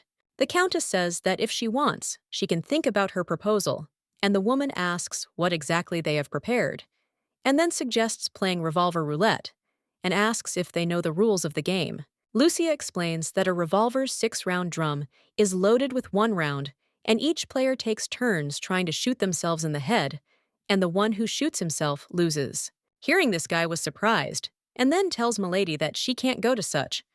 And the woman says that he is a noisy child, but with real bullets, it would be more fun. But unfortunately, today is not the case. The Viscountess says that she will have problems if the heiress of a noble family dies in it, and then asks what if the cartridge is real. She says that as they see it is just a child's toy, and in order to survive in this field, you need to be able to bluff. Lucia asks if they are ready to take a risk, and if they win, then she, as she said, will become their obedient dog. But if she wins, then they will buy her the enterprise at the price she sets, and they will not bother her anymore. Hearing this, the main character thought that if she loses, she will be fooled by a fake company, and she wonders how justified this risk is to get Snorri, who wants to disappear forever. The woman looked at the girl and said that she seemed confident in herself, and then asked what if she had told a lie and loaded the revolver with a real cartridge. Lucia says that then they risk losing together, but does not think that she is so stupid as to commit suicide in such a situation, and then says that one more thing before they begin, let the young mage turn to the wall, because he knows that the manifestation spell will tell him where the cartridge is. Madonna agrees with the woman and offers to make sure that their bet does not involve magic, as she believes that events will develop quickly. The woman claims that the boy is not allowed to move or speak or otherwise communicate with her.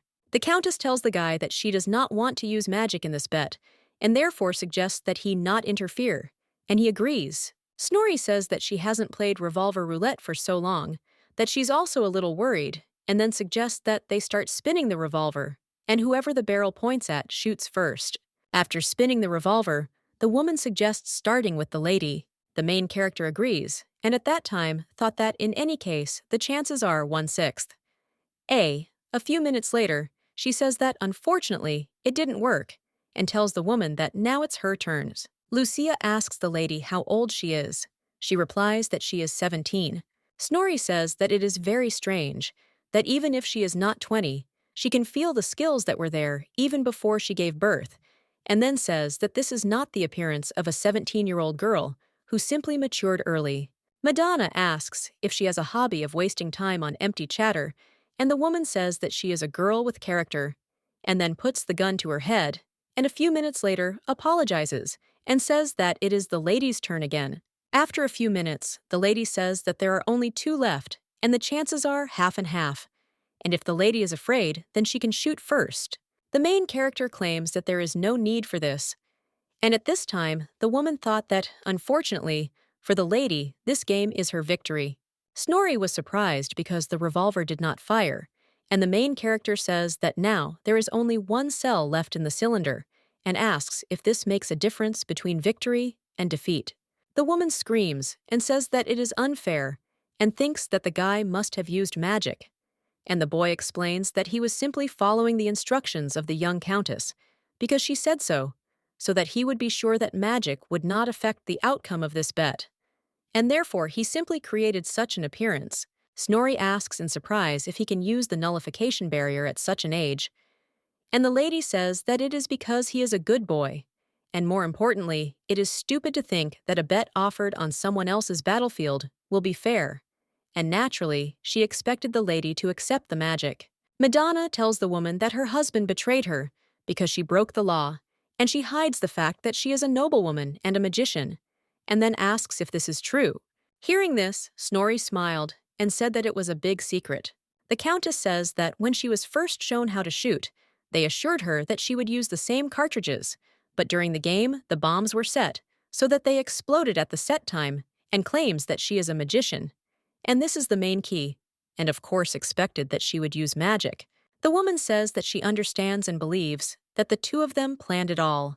The lady explains that she didn't say anything in advance, and simply trusted that Farron would understand what she meant with magic.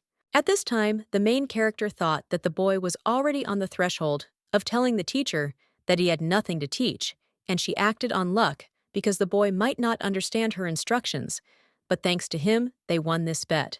Madonna asks if the bet will count since she broke the rule of not using magic from the start. The woman smiles and asks, when was the last time she was this sad, and then says that age has a huge impact on her. I think it's a good thing anyway. Lutia kneels down, and the lady asks in surprise what she is doing. The woman assures that everything is fine, because she is following instructions, and in this way, she is trying to express her devotion. The girl says that she doesn't like it, and Snorri says that now, it's as if she has become a girl again, and says that she is Salen Lucas, offering her old body to Medina. The main character says that she will help her with revenge, and calls her not the former Viscountess Lucas, and claims that until then, she will be Viscountess Lucas, and then they shake hands. The woman tells the boy not to stare at her like that. After all, she was trying to choose a master in her own style. Farron reports that he has sworn to serve the young countess without such a process. The Viscountess claims that she is the countess's first subordinate, and therefore suggests that he not be so strict, because they will be friends in the future. The main character tells the guy that from now on, he will have to cooperate with the former Viscountess Lucas. Farron was surprised. The countess thought that he who will become the emperor in the future will recruit many magicians starting with Scene, and she will become the prime minister, and this woman will be the most valuable and talented person for Farron. The lady believes that it would be better to prepare for such a future right away, because she is the former Viscountess Lucas, and there is no need to sell her company now, and she uses it to move up. Sign asks if their family does anything. The girl replies that it doesn't seem to have anything to do with it, since there are things she wants to do herself. Medina knows that there are secrets and dark deeds that are happening under the personal control of the Rotenberg family. The woman says she is not a simple lady either. The girl says she will take it as a compliment, and then says the superficial part of the paperwork is hers, and the business will be under her name, Lucas. Scene says that sounds reasonable, and then asks if they have their own team. Medina replies that no, and she only provides nominal investments in the truly important role he will play Farron. The main character knows that the team of merchants Lucas will collapse the empire of Allard, and this will become the starting point for the creation of a new state, and the head of this organization is Farron. The young lady looked at the boy and thought that he had not been well since they had been at Sins, and she supposed that he was unhappy because she had confided in the Viscountess without discussion. The girl understands that at such a young age she cannot burden him too much. However, if she does the general organization, it will take a year or so. And yet she was not dissatisfied with Farron's hard work. Medina turns to the boy and asks what makes him sad, and he says that there is nothing sad if it concerns her, and he wants to do excellently any mission that Medina gives him. The guy says he hates how quickly the time he spends with the lady slips away. She says that Lucas's former job was selling stocks anyway, and so he doesn't have to stress all day. The boy says that if he does everything one after another, he will have less time to spend with Medina. And when he thinks about it, he becomes sad. The main character says that he is also still a child, and when he grows up a little, he will not want to be with her all the time. He objects and claims that even when he grows up, he will always want and will always be on her side. Lady says that then it means that he does not want to be the head of the company and asks about it.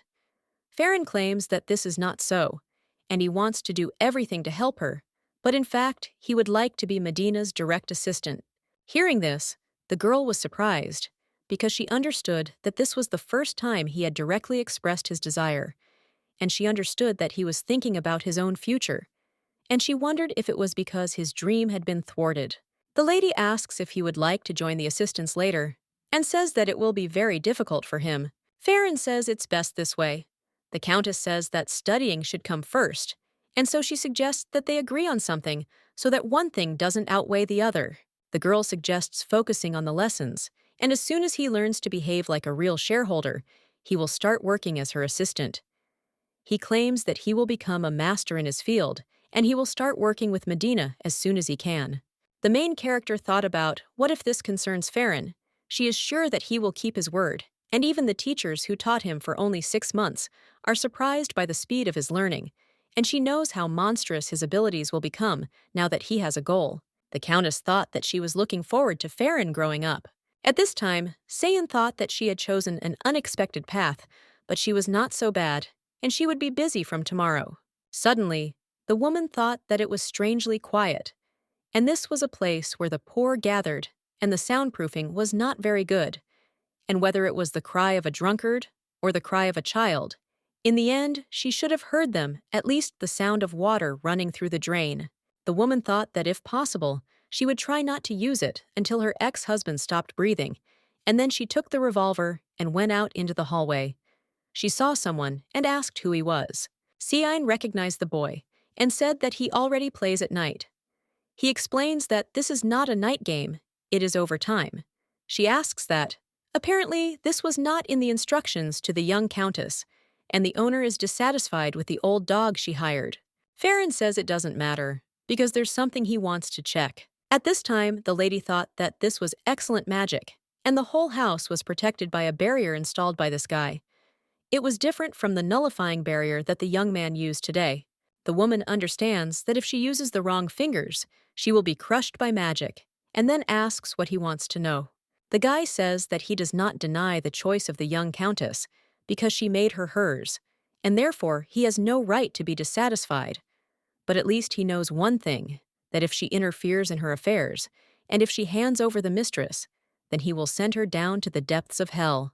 At this time, the lady who was holding the revolver saw that it began to crumble, and the boy said that not only hers, but also anyone else's. Cian says in surprise that even during the day, she thought he was normal, and says that the new owner is raising such a tiger cub and suggests not to look at her because she will not tell him about the young countess. The woman says that they have been standing there for a long time, and then asks if he would like to come back for a cup of tea. He says that he declines her offers and says that it looks like everything has already been delivered, and therefore thinks that everything is fine. Cian tells her that if she was warned in advance and he feels comfortable and satisfied, there is nothing to be embarrassed about when they work together. And at that moment, the boy suddenly disappeared. The lady thought that this was a much more exciting job than she had expected, and she wanted to see how the master would bite the grown tiger cub on the neck. The woman knows that this lady is going to create a new era, and she is sure that in the future, the young countess will be one of the highest-ranking people in the world, and the fall of the Allard Empire and the rise of her own country. She understands that this is a strange move, but thinks that it is not bad. Farron suggests that the lady wake up, and she asks for a few more minutes. He claims that it starts with a few minutes and then the whole hour. The guy says that the maids called him because she was irritated. Hearing this, the girl smiled and said that she could not do anything, and he wishes her a good morning and asks if the lady wants to have breakfast and suggests that they hurry. Medina looked at the guy in surprise and said that he was now taller than her. He said that it seemed like a lot of time had passed, and he wanted to grow so much that she would look up to him. The lady says that she is happy, but she is still a little sad because her baby is already so big. Farron says that he is not Medina's son and suggests not to talk anymore and go wash up. The main character thought that a lot of time had passed since the day she brought the boy, and more than 2 years had already passed. Mother says that they have been together for a long time, and the main character explains that this is because her father often leaves home. The woman claims that this is because she copes on her own and can now completely leave the family business to her. Luciola thinks that the boy is quite a good help to her as a partner, and he is young, but already doing amazing things. Farron, who will soon be 15, says he has completely mastered the program by extracting information at an extraordinary speed while working as Lucas's boss, and not long ago he began working for her. The daughter tells her mother that she also thinks she is wearing too much. The woman agrees with her and suggests she think about it for a bit, and then says that she will be staying in the capital for a while from today. Mother says she thinks she's been indifferent to her all this time and hasn't noticed when it's time for her debut. Then she asks if the young lady is interested in it. Medina says that even if he is interesting, and the woman claims that next year she will be 20, and therefore believes that she needs to finally show herself by that age. The Countess says that although there are women leaders in the estate, the highest circles in the empire are still very conservative, and the fact that a young girl from a noble family is making her debut is as if it were the same as bride trading. The main character thought that even before her return, she was not interested in marriage or dating and wanted to appear alone. The Countess says that no matter how careless she is, her daughter's appearance in society is the most important thing, and she wants to choose a good match for her because she has been waiting for this for so long. Medina says that if this is what she wanted, she will follow her. The main character thought that preparing for the debut would take a long time, But she thinks that Suzanne is still fine, and she is not yet old enough to go out in public, so she understands that there is no reason to worry about her. The lady understands that, of course, she cannot reassure herself that everything is fine, because two persons have not been found recently, and there are still no results, and she believes that these two who became employees of Suzanne, along with Sane, and the whereabouts of Blint and Porsche, are still unknown. The girl understands that there are no documents about the Blinta's past, and she knows that the Porsche is in captivity, but she does not know where she believes that it will not be easy to find them by their names, and this scant information. Medina thought that she would be strong, and that it was of great importance, especially if they were on Suzanne's side, and therefore she had to find them. The main character reflects on the fact that a lot of time has passed since she saw Jack in person, and therefore asks him to come in his free time, and then writes a letter. The lady thought that in addition to her debut, she wanted Farron to be great too, because he still had 3 years to fully recover as an adult, and when he became an adult, she became interested in whether the guy would be the one she knew, and therefore was waiting impatiently. The Countess thought that if he grew up too quickly, she might be disappointed, but she caught herself thinking that these were parental preferences. At this time, Susan asks the maids if they can move the chairs, and says that perhaps she needs some iced tea. The maid asks the young lady if she has any wishes, and she replies that everything is perfect, and then asks if the Count will praise her if he sees this. The maid assures that, of course, he will praise her, and then asks if she could turn around for a second, because her ribbon has come untied. The maid says that she hopes that Lady Susanna will grow up soon, and she says that the Count said that when the lady makes her debut, she will be the most beautiful person in all of high society. Having heard this, the girl says that the Count is so funny, and thinks that it is illogical, and then says that there are rumors that the heiress of the Rothenberg family is beautiful. The maid says that her beauty cannot compare with the beauty of Lady Susanna. The girl asks if we are talking about the young Countess Rothenberg, since her debut should be soon. The maid replies that it is so, and even after becoming an adult, after postponing her debut for so long, she wants to make it now. The lady says that everything is clear to her, and when she saw the Count, she orders everything to be prepared. Kavan asks the girl what happened, and then says that today the weather is wonderful. As always, she replies that everything is fine. The Count says that he sees that something bad has disturbed their beauty, and then says that he will be serious about it and offers to tell him. Susan explains that this is not the case, and as a person who helped her friend from the shelter, he asks in surprise if she means the young Countess Rothenberg, and also wonders what happened to her. The lady reports that she heard that she would soon be debuting, and when this news reached her, everything seemed to remain in order, but old memories came flooding back. The Count smiled and said that there was no point in worrying about who had been tormenting her, since he believed that she had been cruelly caught by a woman as cunning as a fox and dangerous as a viper. Susan says that rumors say that the young Countess is very beautiful and kind, and after she makes her debut, she will be noticed in high circles, and then says that she is a wonderful woman and wonders if the Count has misunderstood her. Hearing this, Kavan screams and tells the girl that she shouldn't blindly believe what others say. And then he says that he understands why she started talking about this, because everyone talks about her like charmed idiots and doesn't know the real face of this fox. The Count says that he has a good idea, and that balls intended for debutantes are rare. He thinks that if the lady is preparing for her debut now, then perhaps she is already deciding which ball to attend, and he will take advantage of this and tell the young lady that she has nothing to worry about. Kavanaugh informs her that he will give her instructions later and that the tea party was wonderful. Meanwhile, in the temporary base for executives, Lucas Farron asks how the purchase of Eliharkon is going. The woman says that the supplies are ready and there are no problems with warehouse security. Eliharkon is a light and durable mineral primarily used in the manufacture of armor and weapons. However, this mineral is currently used for other purposes as well, such as simple decoration. The head of the Rothenberg family recently discovered a mine that produces high-quality pink beryl. The young Countess secretly collaborates with a jewelry firm located on the Street of Craftsmen. She plans to launch a new line of accessories using the mined materials. However, the Rothenberg family, which does not touch the military sector, understands that if you do not buy Eliharkon, you may come under increased attention, and the head of Lucas purchased it as an authorized person. Cyan says they plan to pass it on to the Rotenbergs using intermediaries. Then, he says that the minerals used in armor and weapons are now analogous to gold and silver. She thinks the young countess's gaze is remarkable. The woman says that the color of these decorations is bright and rich, and this makes them beautiful, and she believes that she did not use them because of the stereotype that they are only needed for military purposes. Farron reports that the trading price of Iliharkon is rather strange, since supplies have increased due to the fact that it is mined in large quantities under the lake in the kingdom of Logia. The lady explains that the real price did not fall due to collusion between the suppliers of Iliharkon.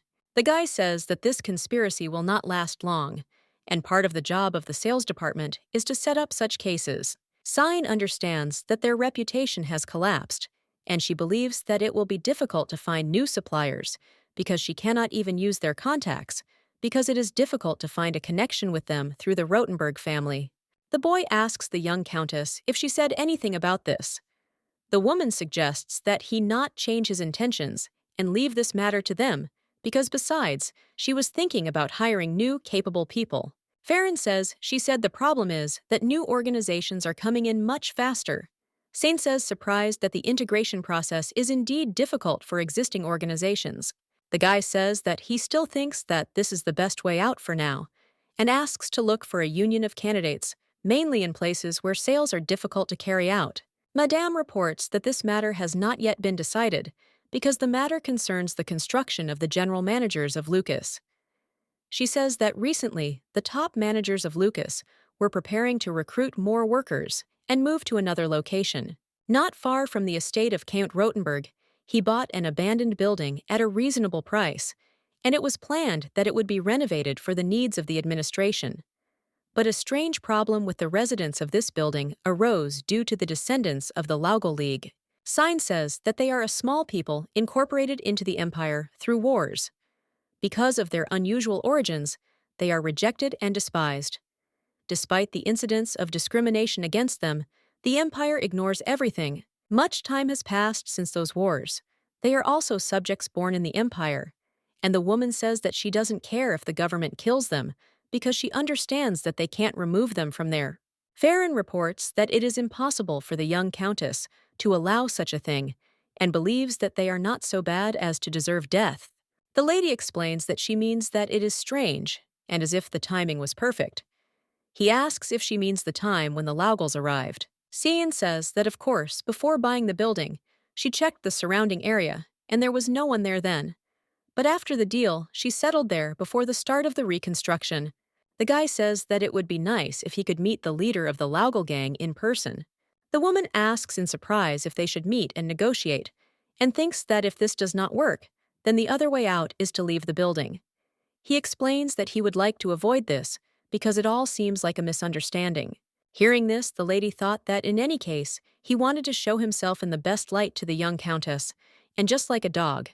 And he said that he agreed with what she said, because he believed that they had to have a purpose for which they settled in this particular building, and they must find the root of the problem. Cyan says that she understands and suggests that they set up a meeting with them. He asks her to do this, and he will go alone. The woman says it's funny to see a guy the same age as her, talking to a countess and a child who is absolutely perfect in everything, and then asks when the master will understand. The maid asks the mistress how about it. She replies that silk satin is beautiful, but not elegant enough. The maid says that it can be used as a cape. The lady wondered if she could be shown embroidery patterns, and at that time, she thought that she was not very interested in the debut, but since she was a representative of the family, she should be careful when choosing a dress. The maid asks which of these colors she likes best and would like to see how they will look on her. Medena saw the guy and invites him to come in, and then says that he is like that, but she does not judge, and then asks if he wanted to stop her. Farron reports that the lady always dresses in dark colors when he is not around. She says that in any case the main color is white and thinks that everything is fine.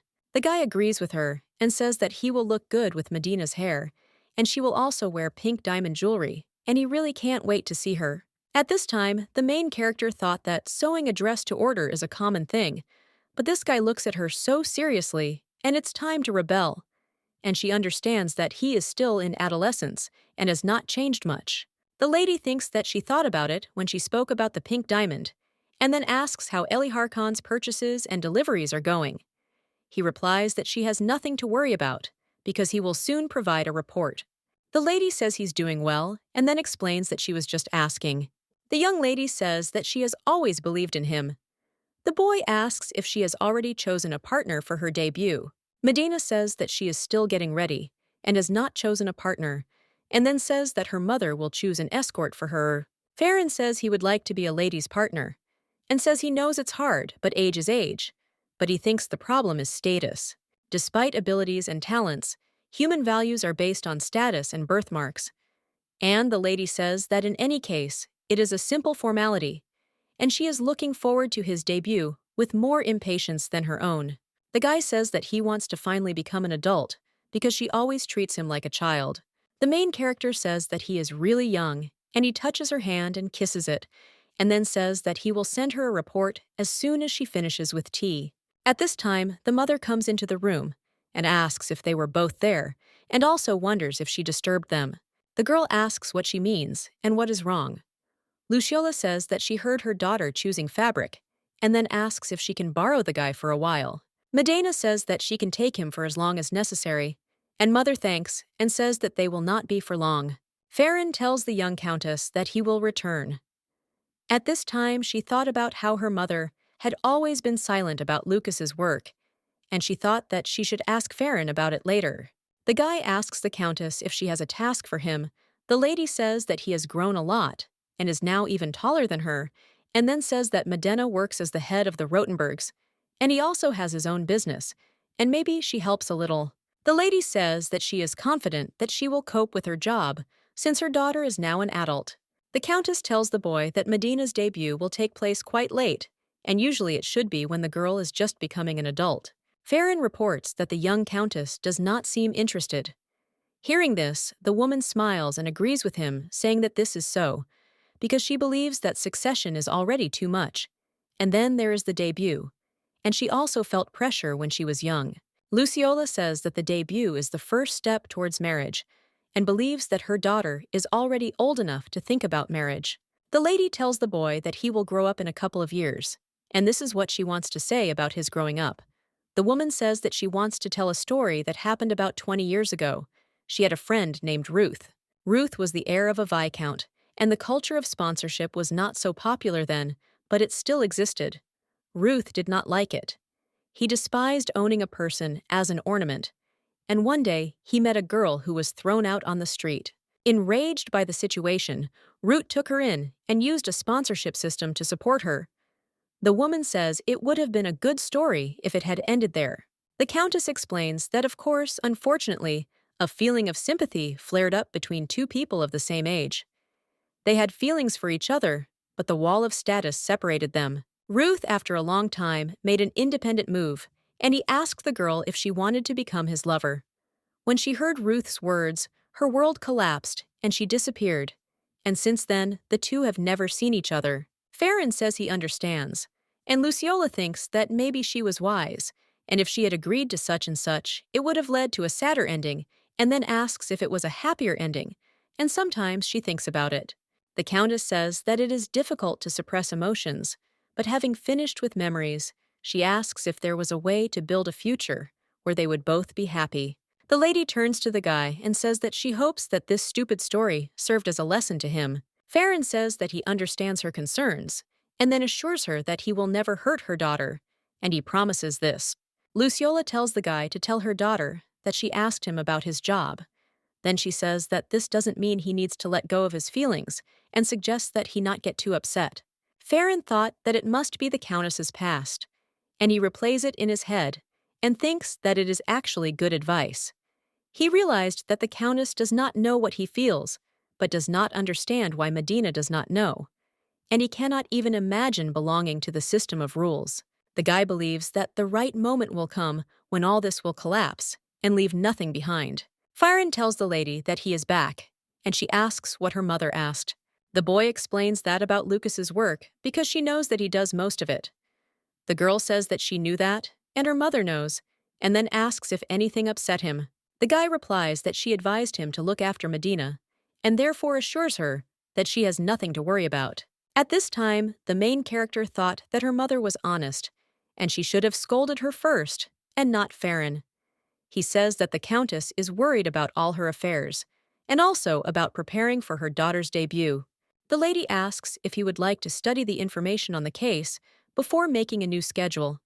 And at that time, she thought that if something really happens, then her mother will tell her, and she thinks that, first of all, there are many more important things. Farron tells the woman that there is only one person there with the manager, and they seem very concerned about whether they will use force. Cian says that she would like to talk quietly somewhere else, but he refused. And the guy says that he has no intention of going back there and believes that he can handle any situation himself. At this time, a young man approaches them and asks if they have arrived yet. Cian looked at the boy and said that his eyes were the color of the sky. And it seemed that among Logel's people, there were some of mixed race, and then asked if this young man was today's representative. The stranger informs that in addition to being the main representative, he is also the one who came to talk to them. The woman thinks that it is unlikely that they will talk like this since her neck is not very comfortable. He suggests entering through the front door. Cian asks the guy if he finds it strange. Farron says that they came together, and even Laugel left a minimum of people in the buildings. The representative looked at the guy and thought that this man was a magician of a fairly high level, and then thanked him for the fact that they had arrived in such distant lands. The Viscountess says that she is also pleased to meet you, and gives her name as St. Lucas Lane, tells him that she is the owner of the Lucas Company. She explains that she brought this guy as an escort, and therefore tells him not to worry. The representative says his name is Blint, and then suggests getting down to business. He says, the woman says that she knows that he and his comrades want to settle there, and then says that the building belongs to them. The guy says that maybe this is good, and in general, he really wanted to talk to the head, and then asks why he didn't even show his face, because he thinks that this boy definitely plays a leading role. The young man explains that he means the lady who pays their managers, and then he closes his magic circle and says that it was dangerous. The lady is surprised and says that he is a wizard. Farron asks what his goal is, and then says that his life depends on the answers. Hearing this, the guy smiled and asked if he would do it that easily, and wondered if he wanted to stain his hands with blood without his master's permission. The guy says he only wants one thing, and that is to meet his real owner. The woman says she understands, and then says it will be difficult to figure out who owns them. Farron punched the guy, and he fell to the floor. Blinn says that the imperial people didn't even treat their barbarians like dogs, and says that no matter how important the information is, they talk about it in a normal tone, and then suggest that they calm down. The young man says that first of all, it is an act of power to make a decision without his superiors, and at that time, he thought that he cannot finish him off without Medina's permission, because of the blood contract, and believes that this will most likely be assessed as a betrayal. After all, it is her choice. Cian calms the guys down and says that it's enough, and if they touch the master in the presence of her young boss, then it's hard for her to stop him. The guy offers to tell the real reason why they called them. Blint explains that this is the pure truth, and he only wants to see their owner regardless of whether they meet or not. But the parties decide everything. The lady suggests that the two of them calm down, and then asks how long they will bother her. And the guy says that there is nothing better than being angry, and then rearranges the furniture and says that if you give in to your animal nature, the reward only increases. Cian says that she knows what he wants to say, and first suggests letting the owner speak. The representative reports that the woman speaks much nicer than the boy. She explains that he will not get anything if he does not listen to her, and then reports that provocations count first and foremost, and believes that you need to get what you deserve. Cian says that if he needs medical expenses, he should contact Lucas's management. The representative says that the next round is starting now, and then throws coins and asks whether they will win or lose.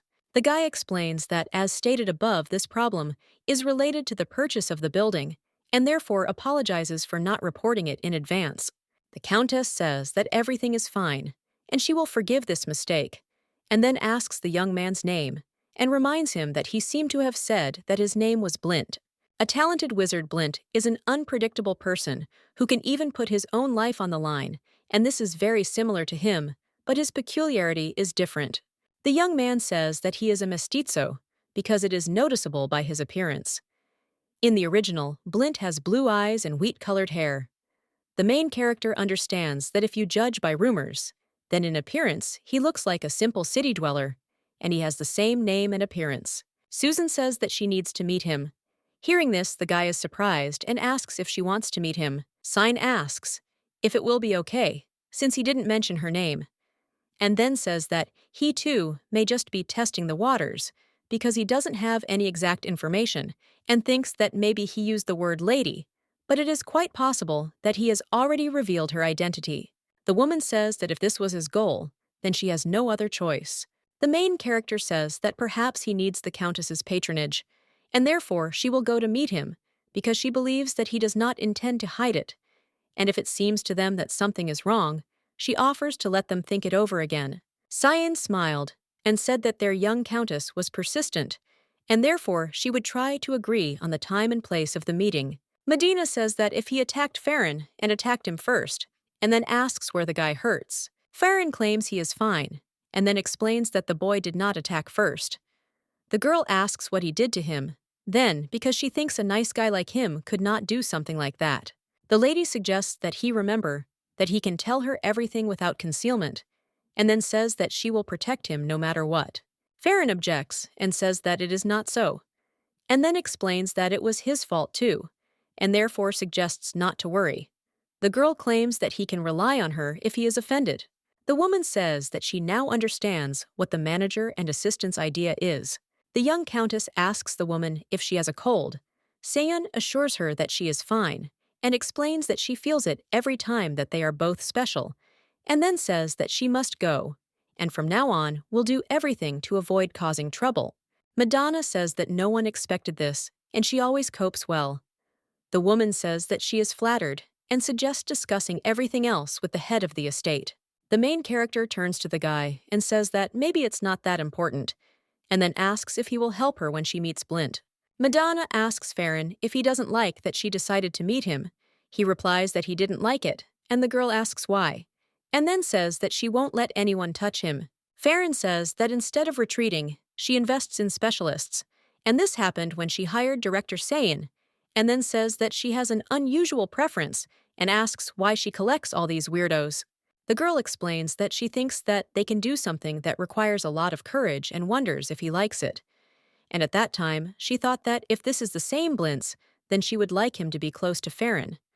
But she thinks that whether they like it or not, she must meet their Blints. The man with red hair looked at the letter and said that everything was fine and going according to plan. The lady apologizes and then says that she is Susan. The Count invites the girl to come in, and when he sees her with a cart, he offers to let her do the servant's work and then asks what happened. The girl says that she wants to do it, and he says that she is so good that he is even proud of hers. The little girl says that she came, and then asks if he wanted to tell her something. The man says that this is a business meeting where a reception will take place, but he cannot attend it, and therefore suggests that the girl not worry since he believes that she will still have time to get tired of all this when she becomes an adult. The Count says that the real purpose of the reception is to disgrace the fox Rodenherg. Susan asks in surprise how to embarrass, and he asks, didn't she say that she would soon debut, and then says that there will be a lot of people at the reception, and that's why he sent out an invitation to various families. Kavanaugh claims that he treated everyone with dignity despite their status, and everyone responded positively. According to the laws of the Empire, one must debut at a reception organized by another person. If they organize it themselves, then all the children of the family must debut at once, and this was done because the luxury of the aristocrats became excessive. The Count explains that it is normal to ask for an invitation to a reception organized by another person. However, such receptions are often combined with a debut, and it is common for everyone to organize together. Kavan says he's taking on the role of host of the reception, and therefore believes that everyone will stay away from the Fox Rotenberg, and he'll make her regret refusing to talk about his marriage. The Count says that now this girl has been left without attention and is making her debut alone, and therefore believes that she will have no choice but to postpone her already late debut, and assumes that otherwise it will be a complete failure. Susan says in surprise that a debut happens once in a lifetime, and therefore this countess is very sorry and she asks to be more lenient. The man tells the girl that he knows she is kind, but thinks it is still not enough to make a laughingstock of her. Susanna apologizes and explains that she was rude, and the Count says that in any case, he wants to do everything possible to put this fox in her place, and he is really looking forward to it. At this time, Jack arrived to the Countess. She says that they haven't seen each other for a long time, and the man asks if she is going to the reception that night. So beautiful. Medina says that this is not all because she tried to choose jewelry. Jack says that it is easier to go crazy than to decide, and he thinks that there will be a stir because of the debut of the young Countess. The girl asks in surprise what he is talking about. The man explains that today, new information has come in that her debut will completely fail because he is on the verge of collapse in high society. The Countess asks him what he means, surprised. The man asks if she wants to throw a party to celebrate her debut, and then tells her that Count Cavan Talzio is having a much bigger party soon, but it will be in honor of his business or something. Medina says she knows and had no intention of visiting. Jack says she's being impatient, but he's only just started, and then says that once the Count announced his plans, he sent the invitation in a bit of a hurry. And the problem is, he sent the invitation to every house where the children are going to debut, and all but the Rothenberg house. The leader of the Striped Crow is surprised and says that she doesn't look too shocked and therefore it's unexpected for him. The lady wonders what there is to be surprised about, since she feels sorry that she spent money on something so useless. Medina says that, to be honest, she is a very unusual lady, and then says that he does not care what people with old-fashioned warnings say, because since she became Farron's patron, she has heard a lot of gossip about herself, and therefore, it does not matter to her if other nobles laugh behind her back. The Countess knows there will be problems if Earl Cavan was one of those who planned this, and believes that Susan has gone into hiding, but she is unlikely to miss the opportunity to torment her. The girl says that now she only knows about his plans, that she can't leave everything as it is. And the guy says that it's very similar to her, and then asks if she knew that many people call her a fox. Medina says it's more elegant than she expected. Jack smiles and says, no one can stand up to her. The girl suggests he stop laughing and take the box, and he asks in surprise what's inside. The main character tells him that there is a bonus inside, and then opens the box and shows him ancient gold coins, and invites him to share them with the rest of his team, because she believes that they have also worked hard. Jack says he doesn't even know what he can do in return for her generosity, and the lady says she hopes he will continue to help her in the future. Medina asks, what about the investigation about Blind and Porsche that she ordered, and then reports that Raugel, who was harassing the trading company, suddenly came across the name Blind, and then asks what he knows about it. The leader of the Striped Raven says that they are very withdrawn, and that is why he cannot even find out their names. The girl says that the blints she is looking for is not a half-breed, and says that she understands and offers to continue this investigation. The man says that of course he will continue, and then asks how he can complain after such a generous bonus. Jack tells the lady that he hopes she will work with them a lot in the future, and then leaves. The main character thought that Jack does not have the character that will allow him to brush aside things that he missed during the investigation, and she thinks that he is upset because of the unsuccessful search, but assumes that maybe he has another plan, and she is interested in what the truth will be. Blint tells Jack that he is late, and the guy with green hair explains that he had to hand in a report. Blint asks if he bought any alcohol, and then says that they only have snacks left. Jack claims that he didn't ask him to bring alcohol on the way back, and then gives him gold coins, and explains that the client gave them as a bonus. The guy with black hair asks if he means the owner of this building. Jack explains that this is generally for members of their organization, and says that he is united with them, and then asks if he has made a decision. The leader of the Striped Raven says that he knows that Blint is hiding his intentions because he does not know what Lady Medina is after, and then asks if he thinks it would be a good idea to tell her now. Jack thinks she just wants to get him on her side, like she did with the former Viscountess Lucas. The guy with black hair says that it looks like that's the case, and Jack asks why he keeps teasing them. Then, Blint claims that he should ask him, and then wonders if he is the ideal subordinate for the young mistress. The guy with green hair says that he is the most honest business partner in the area, and then suggests that he remember not to disrespect Lady Medina too much, because otherwise he will be a corpse. Blint tells him not to worry because he has already been bitten by the crazy dog from that house. Hearing this, Jack smiled and suggested that he take good care of himself because he won't always be able to help him, and therefore hopes that when they meet, he will still be whole. And the guy suggests that he should take better care of himself. On the day of the meeting, the maid tells the mistress that her guest has arrived and asks whether to see him out. Sine thought that his efforts to remain calm were praised, but she felt that the young master still looked angry, and that Lady Medina was completely indifferent to his feelings. Blint tells the lady that he is glad to meet her. She thinks that he must be tired from the journey, and at that time, she thinks that he looks much better than she expected, and offers to sit down. The guest says he is grateful for such a warm welcome, despite the fact that he illegally appropriated her private property. Hearing this, the main character looked at the guy and thought that his manner of speech and the impression he made were exactly the same as Blint's from the original story. Medina asks if he has met these two before. The guy says that he has, but he is afraid that he was a little rude to them the last time they met. The young lady suggests discussing the state of affairs after the meal. After a while, she says she hopes they enjoyed the meal and suggests talking business. The Countess asks if he can guess why she waited and did not immediately throw him out of the estate.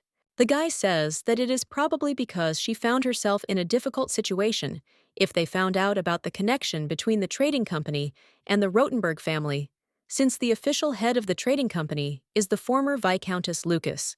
Blint believes that they would not be able to openly introduce troops into the Rothenberg house, but believes that this would not be necessary if the little magician took matters into his own hands.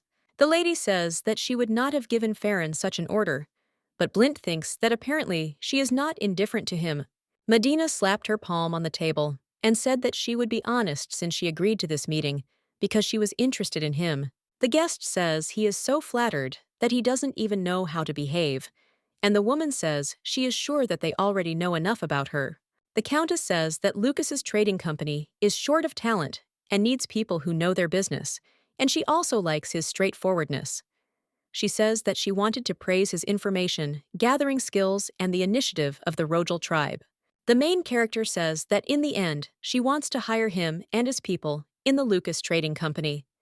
And she also thought about his fellow tribesmen too, because she believes that this will solve their problem of lack of personnel. Scene thought that she definitely liked the way she was thinking, and the guy said that he didn't expect such a proposal because he believed that they were barbarians no better than dogs and untouchable. Medina says that a person's origin does not affect his talents or anything else, and he finds it amazing how he has skillfully taken advantage of the current situation and created an advantage for himself. Blint says that she flatters him, and he is glad that she thinks so highly of them. The lady asks if he accepts her offer, and at that time she thought that the Rogel tribe always had difficulty finding the means to survive, and her offer should be very tempting to him, and she believes that this deal will be beneficial to both of them. Blint asks how far her mercy extends, as she believes that her offer is truly generous for the barbarians, who must be finished off without a second thought, and then asks how to deal with the barbarians living in other regions. The guy explains that in this city alone, there are at least 10,000 of them, and dozens of times more are scattered throughout the country, and he understands that when rumors about this deal begin to circulate, many will try to attract her attention. Blint asks if she will finish them off when she gets tired of putting up with their antics. Hearing this, Farron couldn't stand it and got up from the table and then said that he was a bastard, and the girl calms him down and says that everything is fine, and at this time, she doesn't understand why he behaved so defiantly, but she assumes that, damn, it was testing her. The main character believes that, even though he looks different, he is definitely the same guy from the novel, and probably because she acted contrary to the plot, something changed. Medina announces that she intends to accept them as well. Then she explains that under her leadership, she intends to increase the influence of the Lucas Trading Company to a national level, and she would be grateful for the opportunity to manage talented people from different regions. Hearing this, the guy says that it is very generous of her, and the lady says that these are the rules of investment in the Rothenberg Maternity Hospital, and they invest in any profitable undertakings without the slightest hesitation. Blint asks if she sees the barbarians who are considered trash as potential gains. Aleida replies that she does, because she believes that they are strong in unity because no one will protect them, and she always returns good for good. The lady says that she heard that all the traveling merchants belong to the Rojal tribe, which means that they are well aware of everything that is happening. She understands that the blood of mages flows in the veins of Rojal, and if Farron becomes the emperor of the coming age of mages, he will need strong allies. Medena reveals that she intends to hire all of their tribesmen, and therefore has no hesitation in investing in them. Blint asks if she is doing this so that they can become her watchdogs.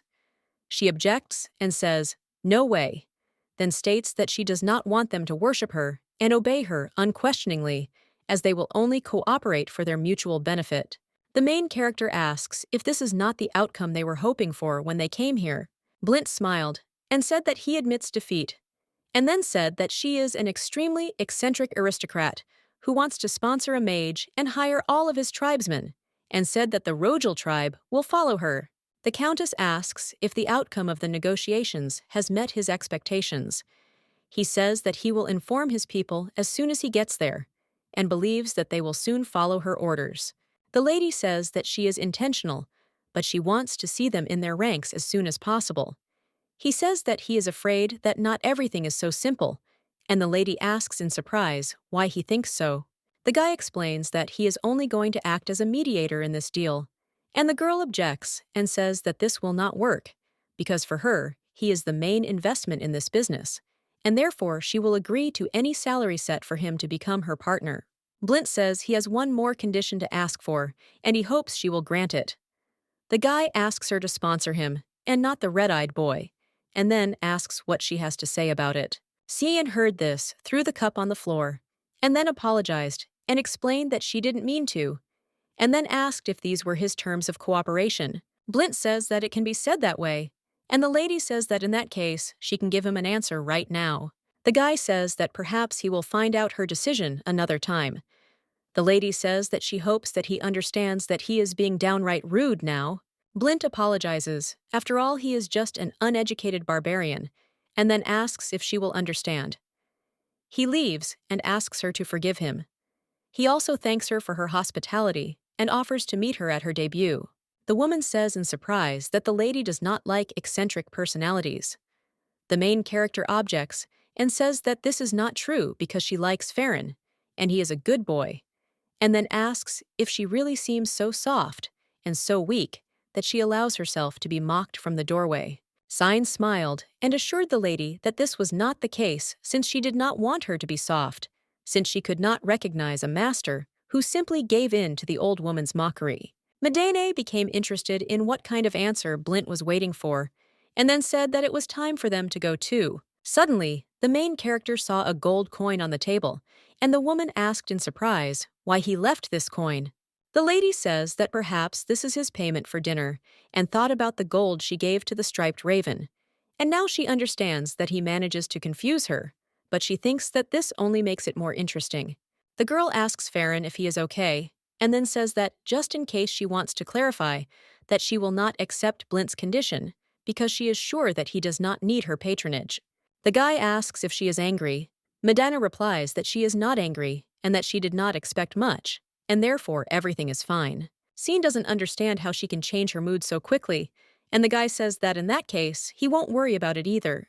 The main character thought that in recent days, Farron had been avoiding her, but at the same time, he said that he was fine, and she understood what was going on, because she was so confused that she asked Snore about him. The Viscountess says that if everything is fine with him, then it is so, and then claims that she does not want to interfere in other people's affairs.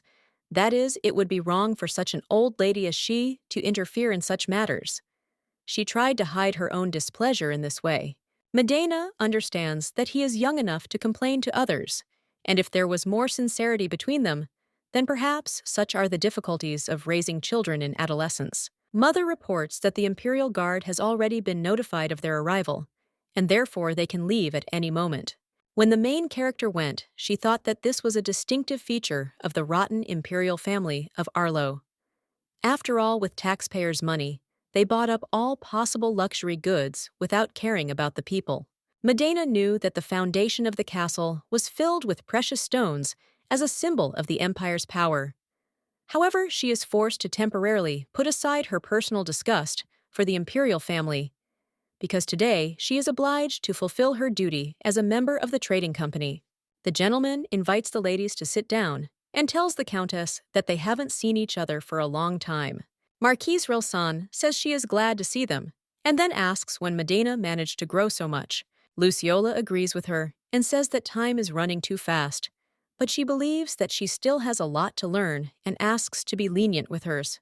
The Marquise says that she is finally glad to see the young countess, and the main character says that she is flattered, and at that time she thought that usually marquises do not have personal chambers in the palace, and she knows that nevertheless, Savia is not some kind of marquise. Relsan is known as the Emperor's Lady, and being the drama queen of the imperial palace, she runs the show there. And like most noble ladies who were commoners, she married to raise her social status. The marquise reminds them that they said that Medina is old enough, and then says that rumors about her debut in high society have not yet reached her, and asks what the young lady will say. Luciola thought that she should already know about her daughter's upcoming debut, but she still checks them and gets them to admit that due to Count Talcio's plans, Medina's reputation has been ruined. The Countess explains that they were going to share news of this with her a little later. The Marchioness says that she will wait impatiently. Mother says that before they move on to such a boring topic, she would like to show her the jewelry she asked for. The young lady opened the case that contained the jewelry, and we will see this. Marquise says that it is wonderful and very beautiful, and it is much better quality than she expected. And then she says that she knew that they have good taste and believes that these are real masterpieces, and she is sure that they will set a new trend. The Countess says that it seems to her that the stones are honored by her attention and recognition of their value. Hearing this, the Marquise smiles and says that the lady is embarrassing her. Luciola reports that in this case, she believes that she will take all the ordered jewelry. The Marquise agrees with her, and then says that she has seen many decorations from other trading companies, but they are not even close to what the Rotenberg company offers. The Countess says that she is flattering, and then says that all these decorations are the work of Medina, and her daughter has a talent for jewelry. She asks if the lady remembers the Canary series. The Marquise says that, of course she remembers, because it was a legendary limited collection that was sold out immediately. And the mother says that this series was made by her Medina. Relsan says in surprise that this lady has incredible talent, and she will look forward to the next works, and will definitely become her regular client. Medina thanked the lady, and then said that she actually wanted to say something about the new stone. The Marquise asks if she means pink beryl. The girl says exactly what she means, and then says that it turns out she already knows all the information. The lady says that there are not many pink stones in the world, and pink beryl is the rarest of them, and she has secretly heard about it. The main character assures that she will be interested in this because they are going to demonstrate new jewelry with pink beryl, and they will be somewhat similar to the Canary series. The young lady says that she would like to offer her something new from the collection. Atonement is surprised and asks what it could be. She replies that she is announcing the new product at the party, and their most important customers will have priority when buying. Medina reports that she would call it a show evening, and the hosts of the ball will be the Rotenberg's house. The main character thought that even though the Marquise is stingy, she understands hints perfectly well, and then says that they wanted to ask that the evening be organized by their family, if possible. The Marquise says that all the representatives of high society will be eagerly awaiting him, because she believes that there is no one more suitable for such an event, and it is an honor for her.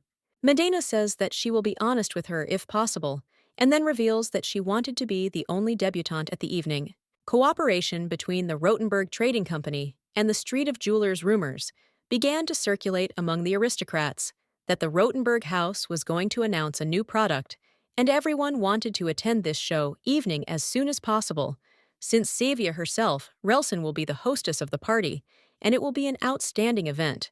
The maid says that their lady keeps talking about this evening, and she heard that only people of high rank will be able to attend this event. The butler informs the Count that they have been inundated with letters stating that many guests would like to withdraw their intentions to attend his ball. Cavan angrily asks who these scumbags take him for, and then suggests that he immediately answer everyone, and say that it is unacceptable to refuse to attend his event.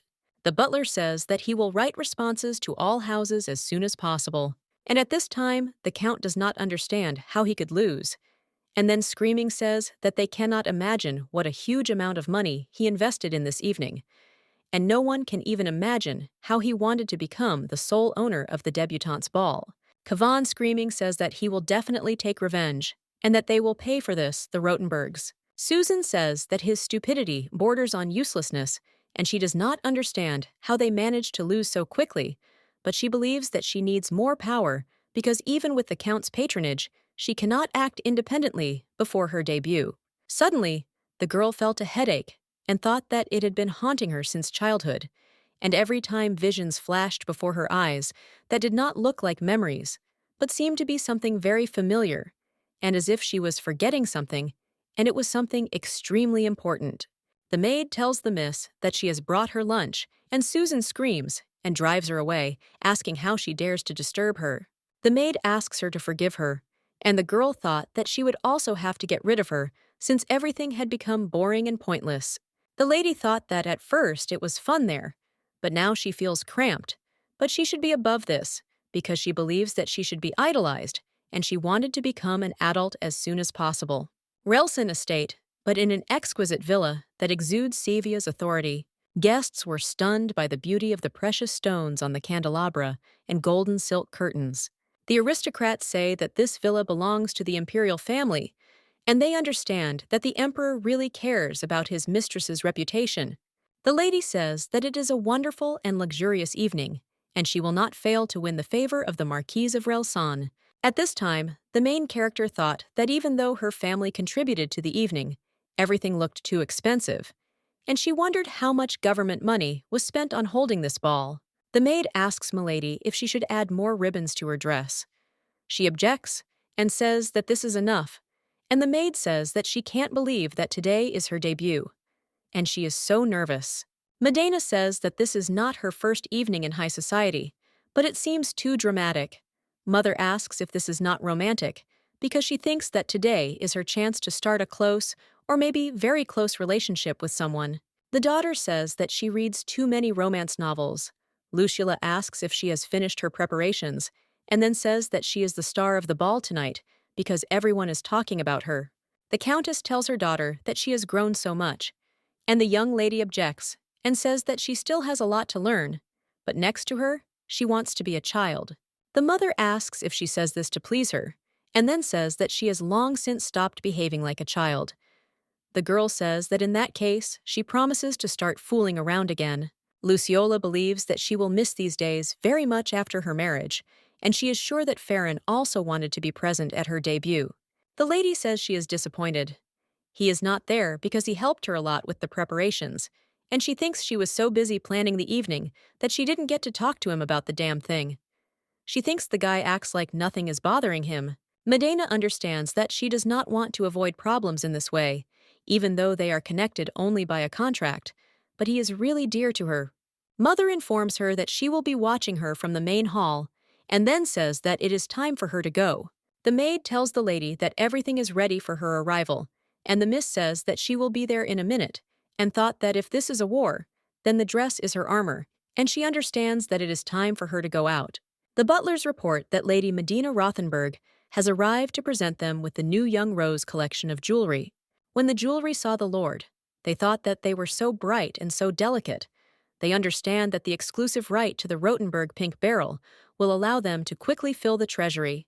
The lady says that the stones are certainly wonderful, but Lady Medina herself is much more beautiful than the rumors said. The gentleman agrees with her and says that he is sure that in a short time she will be inundated with proposals of marriage. And the main character greets them and then says that she is Medena Rotenberg, and it is an honor for her to be in front of numerous guests today. The girl says she wants to start by thanking the hostess of this evening, the Marchioness Savia Relson. The lady explains that, as they announced earlier, the Young Rose jewelry collection will be presented to guests for the first time today, and their invitation is one of the first to approve the right to purchase jewelry. And the young countess asks to let her demonstrate each product, and then she says that, as is clear from the name, The collection Young Rose is presented in soft pink tones, and this decoration will emphasize the elegance of any lady. Medina reports that the stones of these products are framed with durable elyhark, which skillfully emphasizes the beauty of the barrel. The aristocrats are surprised and ask how she came up with the idea of using this as a decoration, because they think it is incredibly beautiful. And the girl says that the marquise will personally help everyone who wants to try on jewelry, because she hopes that the Young Rose series will leave everyone present impressed for a long time. The marquise announces that this evening is Lady Medina's debut in high society, and she believes that from now on, she will become an unfading, beautiful flower. The young countess says it is an honor to hear it from her. The marchioness asks all the guests to enjoy the evening, and then turns to the girl and says that it is a great job, because she thinks that she was not worried at all, although all eyes were riveted only on her. Medina says that her generosity has not allowed her to make mistakes, but in truth she is trembling all over. And the lady says that she flatters her so skillfully, and then says that she noticed that she still has not chosen a gentleman for the evening. The girl explains that the announcement of the Young Rose was the main event for today, and she decided that she did not need a gentleman. And at that time, she thought that she was too lazy to look for one. The marquise says that so be it, but such an event happens once in a lifetime, and then asks if she would like to take advantage of it, because after all, debutantes often marry their gentlemen. Medina smiled and said that then let the Young Rose be her gentleman. For today, Relson said that she really likes the young lady and suggests that they meet later. At this time, the main character thought that she was really very grateful to the marquise, because she believed that this deal would buy them all off 100-fold. The girl went out onto the balcony to look at the stars in the night sky, and she understands that if it weren't for Count Cavan Talchio, she wouldn't have had such a grand debut. Madonna understands that she was so busy with Young Rose and her debut, but finally it's all over and she wants to go home and get some sleep. And since tomorrow she has a free day, and she hopes that she will be able to talk to Farron. Suddenly, the girl saw a magic circle in the sky, and a few minutes later, a guy appeared in front of her and greeted her. The young lady asks him in surprise how he got there. He apologizes for scaring her. The girl explains that she realized he did it with magic. Farron says he thought about it and decided it would be wrong to be absent from her debut, so he had to sneak in uninvited. The countess says what will happen if someone notices that he has come to the party without an invitation. The young man assures that everything is fine and explains that he has put a barrier around the terrace just in case, and now no one will see them. Medina understands why she doesn't hear sounds from the hall, and then says that he couldn't have entered inside, and then asks how he knew that she would be there. Farron explains that she always goes out on the terrace to get some fresh air, so he thought that today would be no exception. He then says that they might be seen if he stays there too long, so he must leave soon. At this time, the main character does not understand why she is so happy about his appearance, because she did not attach much importance to the debut, but apparently sincerely wanted him to congratulate her. The guy says that she is as dazzlingly beautiful as always, and the girl explains that he has seen her in this dress many times. The young man claims that she is getting prettier every day. Medina blushed and told him to stop teasing already, and the guy assures that he is always sincere with her. The young countess then asks him to answer honestly whether he is angry after that meeting with Blint. He answers that he was very angry, and the girl asks why he didn't say anything then. Farron says he wasn't lying when he said he was okay with hiring him, and then asks if she remembers what the hell he asked. He says that when he heard his words, he wanted her to be angry, and he wanted her to tell him that it was impossible. The guy says that if they had switched places, he would have been seriously angry, and if he had been asked to choose someone other than her Medina. But she was not angry and still intended to hire a blind man. Farron says that he knows it's too selfish, so he tried to forget about it. The main character explains that even though she wasn't angry, then it doesn't mean that she doesn't care about him. The guy says that he understands this, but for her he is still a child. But he understands that it is stupid to be offended by her because of this. Medina says that there is nothing wrong with it and thanks him for his honesty, and then says that she is really grateful to him for his concern, but does not want him to hide his grievances because she feels the same as he does and says that he is very dear to her. The girl says that she hopes that next time He won't be embarrassed to tell her that he was offended, and the young man assures her that this is how it will be. The main character asks if he wants to tell her anything else and suggests not to be afraid since they are already being frank. Farron asks if he can ask for one childish favor and then announces that he wants to be his first dance partner. The girl asks if it is possible to dance without hearing the music. He asks if this is a problem, and then with a snap of his fingers, the music starts playing, and the lady says that it is much better this way and asks the guy if he can dance. Farron says he can but doesn't really talk about it, and says he's been practicing a lot because he hopes to dance with her one day. Medina will then ask to give her the honor of inviting him to dance. He says that it is an honor for him to be the cavalier of such a beautiful girl and offers to leave her worries to himself, and then they began to dance. The main character thought that she had already forgotten the last time she spent time like this, and she believes that this piece is proof that destiny has changed, and she is glad that she decided to support him. Farron says that he feels like he's kept her too long and thinks that he should return to the guests, otherwise they'll start searching. The lady agrees with him and then tells him that he should go home. The guy says that even if it's unofficial, he's happy to be her first dance partner after her debut. Medina says that he is very nice and suggests meeting later and then leaves. The guy says that she is actually scared that the reason he is important to her is because he is just a useful tool in her hands. The main character understands that along with the announcement of the series, the young Rose and her public debut turned out to be a stunning success. After the end of the evening, she was bombarded with all sorts of invitations and proposals to marry. However, she understood that in the foreseeable future, she was not going anywhere. Milady believes that now that the debut is over, there is one more issue left to sort out. Medina asks the guy if he is sure he can handle it, and then says that he understands that Blint's company is unpleasant for him. He replies that he is sure, and explains that he still wanted to stay there with her. The girl asks if everyone has left the estate. He replies that they left after their last conversation, so the captain, sorry, was busy with repairs and other things. The young countess thought that if she could hire the Rogel tribe, they would be a great help in the long run, but she understood that before that, she needed to solve some problems. The maid informs the lady that her guest has arrived, and the lady offers to let him in. When Blint entered the room, the girl said in surprise that he had changed because his hair color had become lighter. The guy said that he had heard that she had made a great debut. Farron reports that it looks like some kind of illusion magic. Blint smiles and says that he knew he would recognize it, and then explains that this magic is the result of his research, and he is sorry that he was able to see through it so easily. The guy says he thinks it's better not to show that he's a rogue while he's involved in business with them.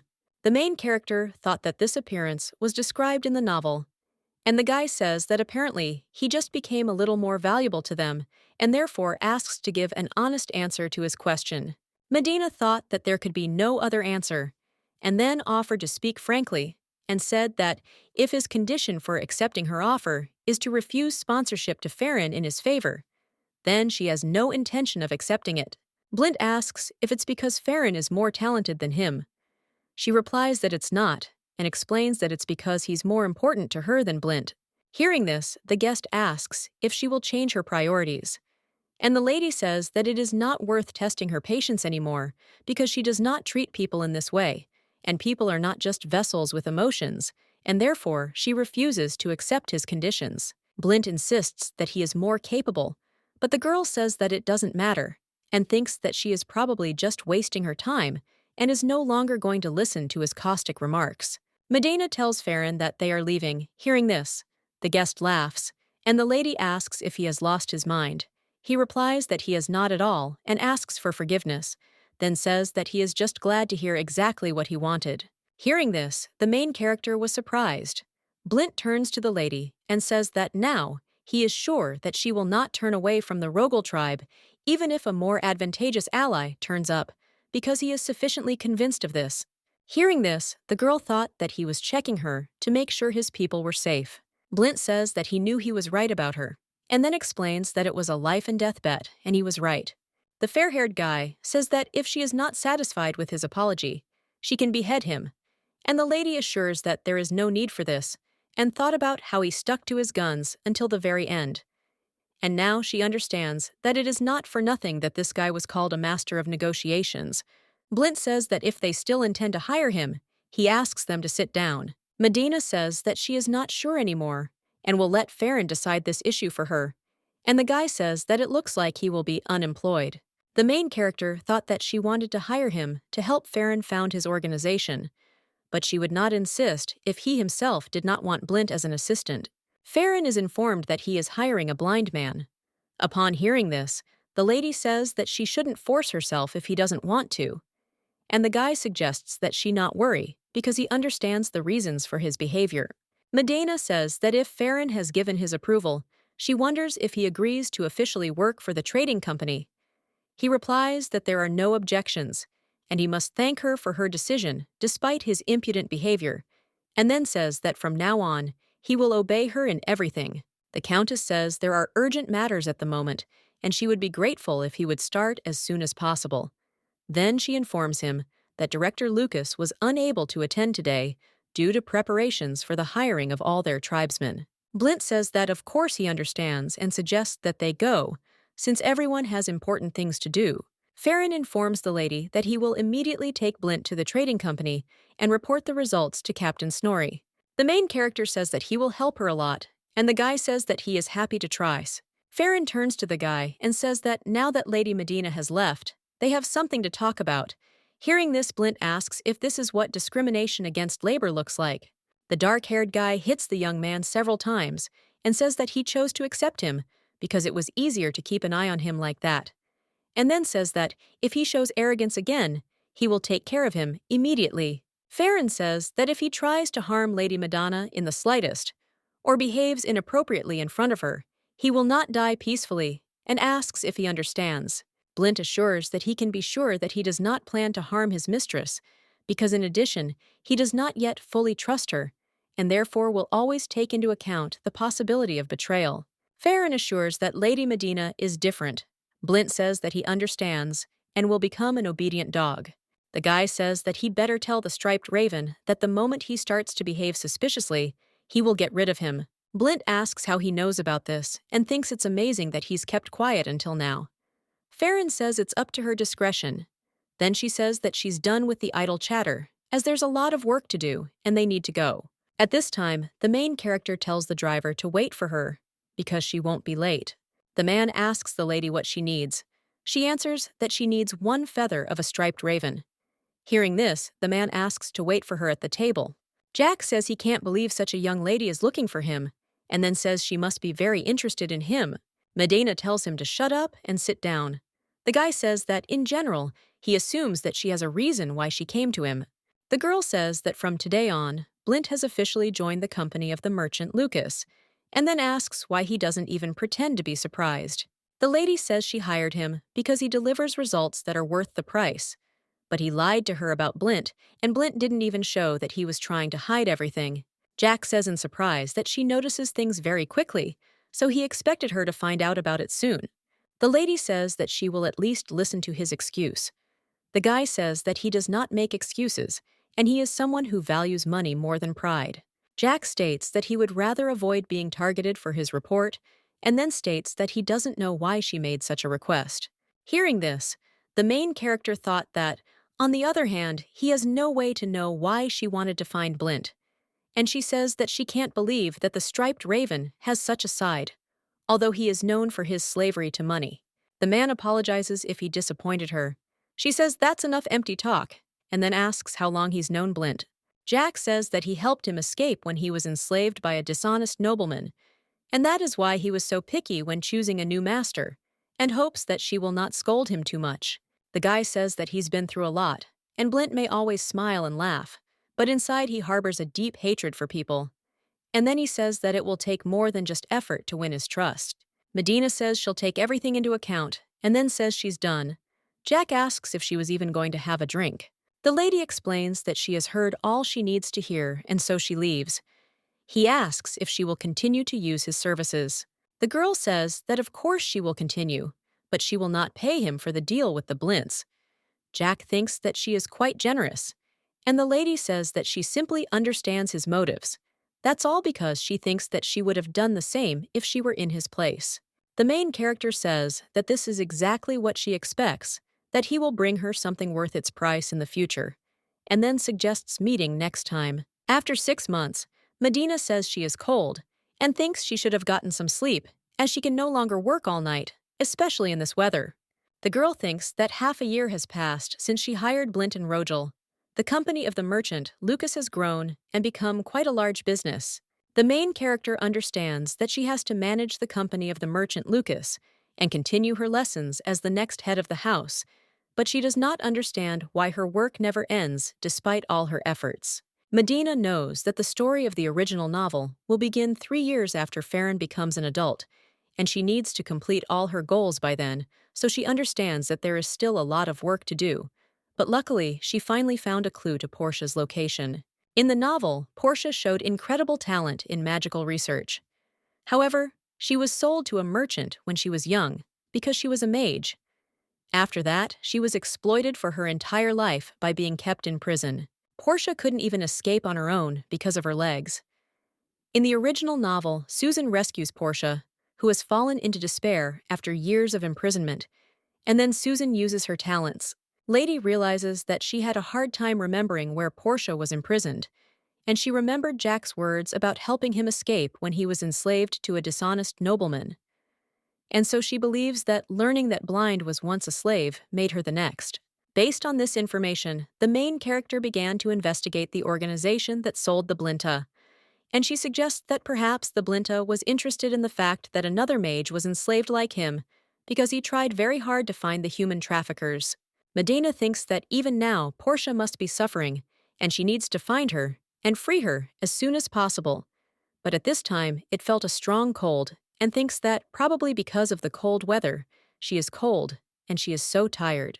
The lady thinks she should take a nap as she has been awake all night, but she changes her mind as she knows she only has 3 years left, and she must at least finish the paperwork today. Farron's birthday was coming soon, and from the day she first met him, she always celebrated his birthday. The lady knows that he always says thank you no matter what she gives him, and so she doesn't know what to give him, and so she wondered what she could do this year. The main character felt cold again and thought that this wouldn't work, and that she should ask someone to bring her a blanket. Farron, when he entered the lady's room, he saw that she was lying on the floor. He quickly ran up to her and asked if she was okay, because she was all on fire, and also wondered if she had sat up all night again. Madonna thought about how she tried to work secretly, because she knew Farron would object, but she still got caught. The guy says that he will not scold a sick person, and takes her in his arms, and says that he will take her to her room. The lady objects and says that she can go herself, but the guy assures that in bed, she can kick as much as she wants. At this time, the main character realized that he had grown so much because she knew that before he was smaller than her, and she couldn't believe that he was already so big. Medina is proud of him, and also sad. Somehow Farron says that it looks like there is nothing serious except her fever, and explains that he quickly made a diagnosis with the help of magic, and then asks if she is sure that she does not want to see a doctor. The main character says that it is not necessary because it is just a mild cold. The guy says that it is not surprising that she got sick because she sat all night in light clothes. Farron says he's angry now, and then asks why she's laughing. She says she knows, and that's why she's apologizing, and explains that he's old enough to scold her. The guy says that she always treats him like a child, and she smiles, and says that he is still young. The young man says that she should take care of herself as an adult Madonna, and then suggests that she should not try to work secretly because she will harm herself. The lady says that he is so picky, and the guy claims that today she should only think about rest, and therefore he cancels all her meetings for today. The girl asks in surprise if she can just finish 2 documents. He categorically forbids her to do so. Madonna asks to send them for her then, because these are documents about the purchase of iron ore. The young man says that he will take care of everything and suggests that she stop thinking about work, and the lady says that he really does not let her do anything. Farron reminds her not to forget her medications, and then gives her a pill and tells her not to spit it out and to dissolve it before swallowing. In a few minutes, the girl says that she feels very bitter, and the guy offers to take some candy and water to wash it down. At this time, the main character thought that she was simply eating everything that he gave her, and therefore felt like a child. Farron tells the girl that she has sugar around her mouth. Hearing this, she smiles and says that she is so stupid. The young man claims that one way or another, she must clear her mind and rest. The lady agrees with him and says that she will sleep. And at that moment, she thought that people usually lick such things and does not understand what she was thinking about because she knows that he must have done it involuntarily. The guy offers her to sleep and then says that in the evening, he will bring her something soft for dinner. Madonna thought that she had made him worry again, and in fact, Farron had given her this music box for her birthday this year, and she could add or change the music as she liked, and even change the order. The girl knows that she will work endlessly as long as she is regularly supplied with mana. Farron gave her magical artifacts for each birthday, and at first he was a little clumsy, but lately he has become very skilled. The lady is sure that he is very busy with work, but it is interesting when a guy finds time to research and create. But no matter how much she thinks about it, her gifts are not sincere enough.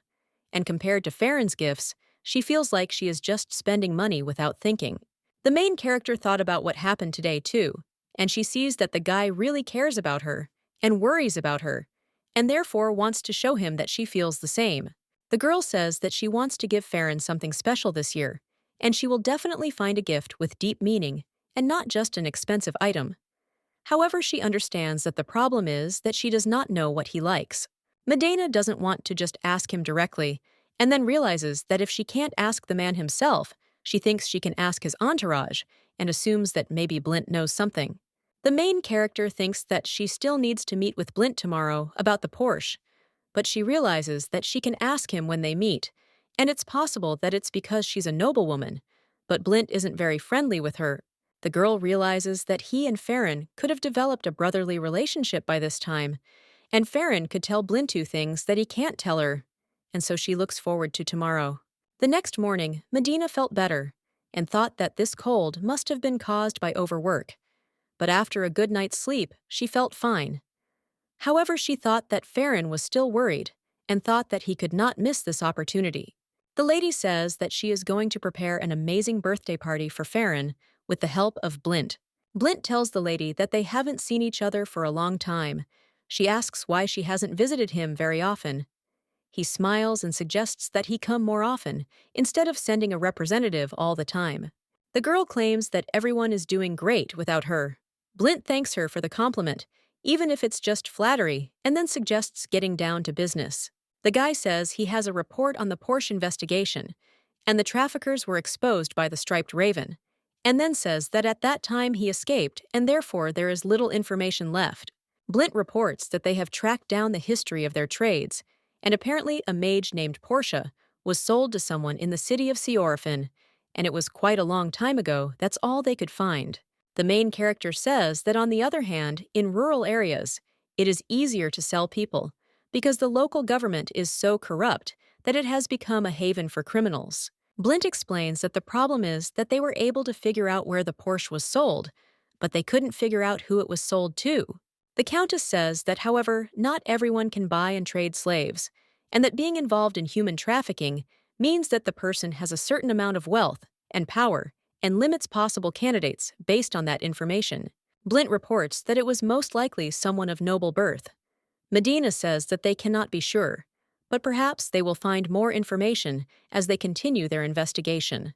The guy suggests that it would be difficult for the Rotenberg family to directly intervene in this situation, and then asks if that is true. Hearing this, the Countess smiled and asked if it was not because she had everything to help him. And then she said that an independent trading company with no connection to the Rotenberg house, and a trading company that can expand into all possible areas. Blint says he understands that she wants them to dig up more information by offering business proposals.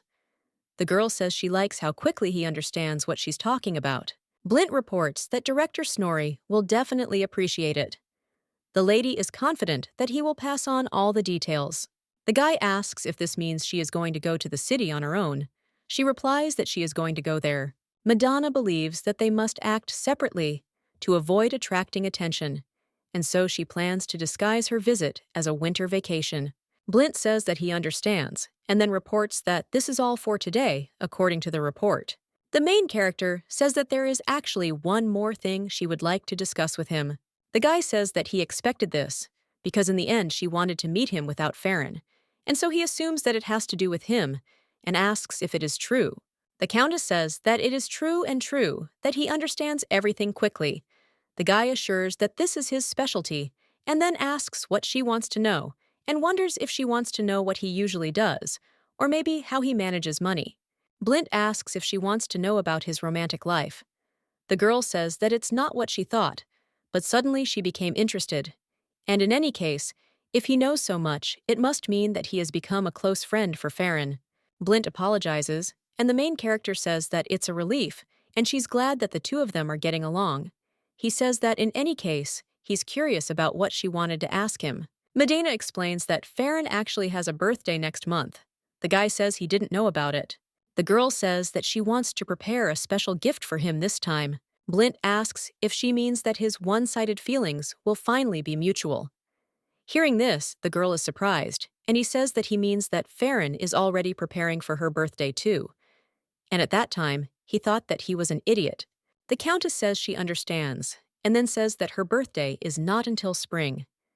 And Farron has always celebrated her birthday so carefully, and she feels like she has always done the bare minimum for his birthday. The lady reports that the guy said he liked everything she gave him, but he never said anything about what he preferred or didn't like. So she thinks he must be feeling pressure because she is his patron. Blint agrees with her, and Madonna says she's glad he's so close to Farron, and explains that she just couldn't come up with anything on her own. Hearing this, Blint does not understand how he can correct her misunderstanding, and the girl asks if he knows what Farron is interested in lately, or if there is something he wants. The guy replies that of course he knows, and then says that he desires her Lady Medina.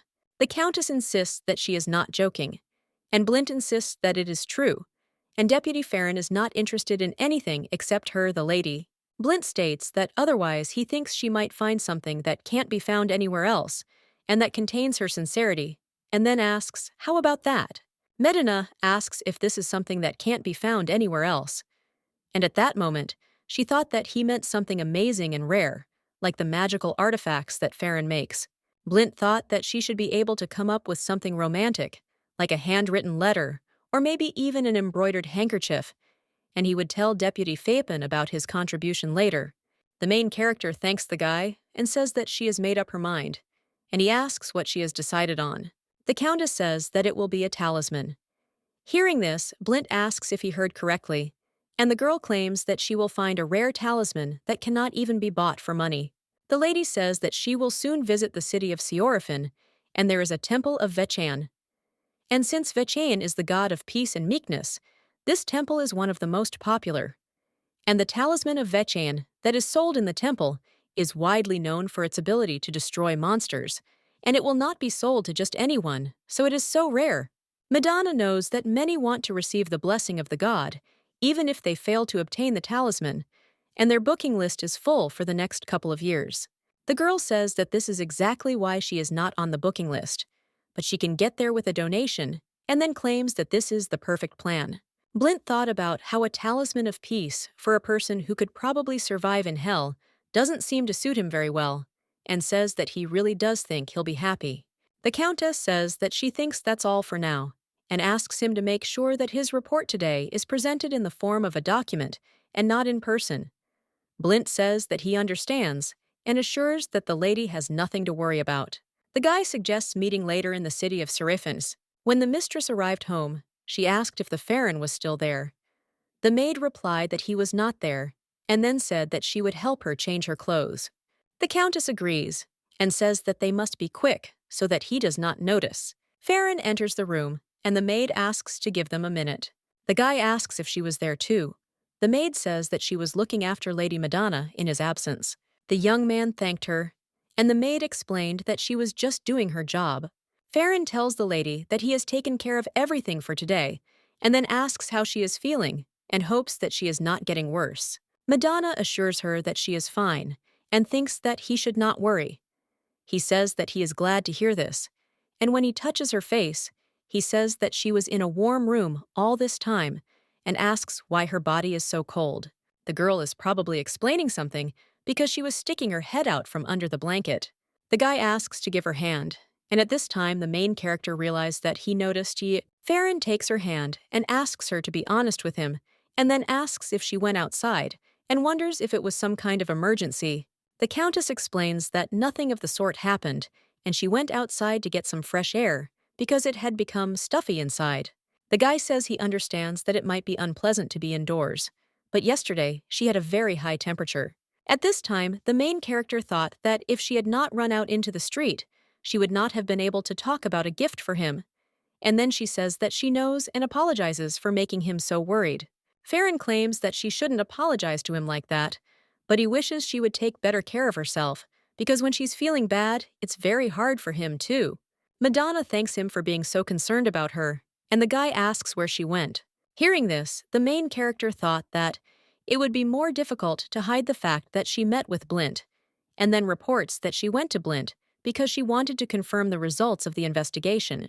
The young man says that if she had told him, he would have gone with her, and she would not have had to go there all alone. The lady says that this is true, and then apologizes, and says that since everything has become clear, it seems that Porsche is in the city of Orphan. The Countess says that she is thinking of going there herself, but officially she is going there for a winter vacation, and then asks if he will go with her. The guy agrees because he thinks that it is high time, and she should consider it a vacation and rest, because she is overworked and he will prepare everything for the trip. The main character agrees with him and says that she will take with her as much work as she needs, since there is a lot to do. Suddenly, the girl noticed that he had the face he makes before he starts scolding her. The next day, Farron apologizes for not being in the office. Cian says he can't worry about it because he thinks nothing happened and offers to look at the financial documents on his desk that require his approval. The guy thanked the director and then asked if she had heard that their mistress was going to visit the city. The woman asks him if he knows that she met with manager Blint yesterday. Then she tells him that her secret hideout has already been exposed and says that she is perfect in everything else, but always a little awkward when it comes to him. Farron thinks it sounds like she is insulting Lady Madonna. She explains that she did not mean it and asks him not to look at her like that. The guy asks if she is also going to the city of Orphan. She answers that only the manager will go because he thinks that someone should stay in the capital and deal with the documents. Cian explains that she will arrange a meeting with prestigious nobles in the city of Orphan because she knows that their mistress is quite eccentric, and she is gathering mages. The guy says that this is probably for the future that the Lady of Madonna wants to create. The woman agrees with him because no one talks about it, but everyone expects a new future that the magicians will bring. Blint reports that he is back, and Farron says that he heard that he met with Lady Madonna yesterday and assures that everything is fine since he learned about the little escape. The blonde guy says he understands and then says he'll have to explain it twice. Farron states that he knows that's not all they talked about and then asks what else the lady talked to him about. Hearing this, Cian says that now that she has thought about everything, it is true, and she is interested in why Lady Madonna specifically called only Blint, and at that time thought that the director was up to something again. Blint realizes he should stop teasing the guy, and then says he's not sure if he should tell him about it. Farron asks if she asked him for love advice. The woman thought that this guy was hooked, and he already believed it. Farron asks what advice she asked for, and offers to repeat it again. The blonde guy says he's so scary and claims there's no need to be so threatening since she was just conducting a survey, and it's obvious. Blint explains that Lady Madonna was simply looking out for him and asking if he was having any problems at his new job. The woman says that their boss is truly the kindest person. Farron claims that he had better not say anything unnecessary.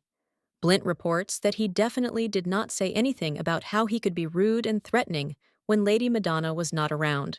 The guy with black hair says that if he has any complaints about the current work environment, he is willing to settle them.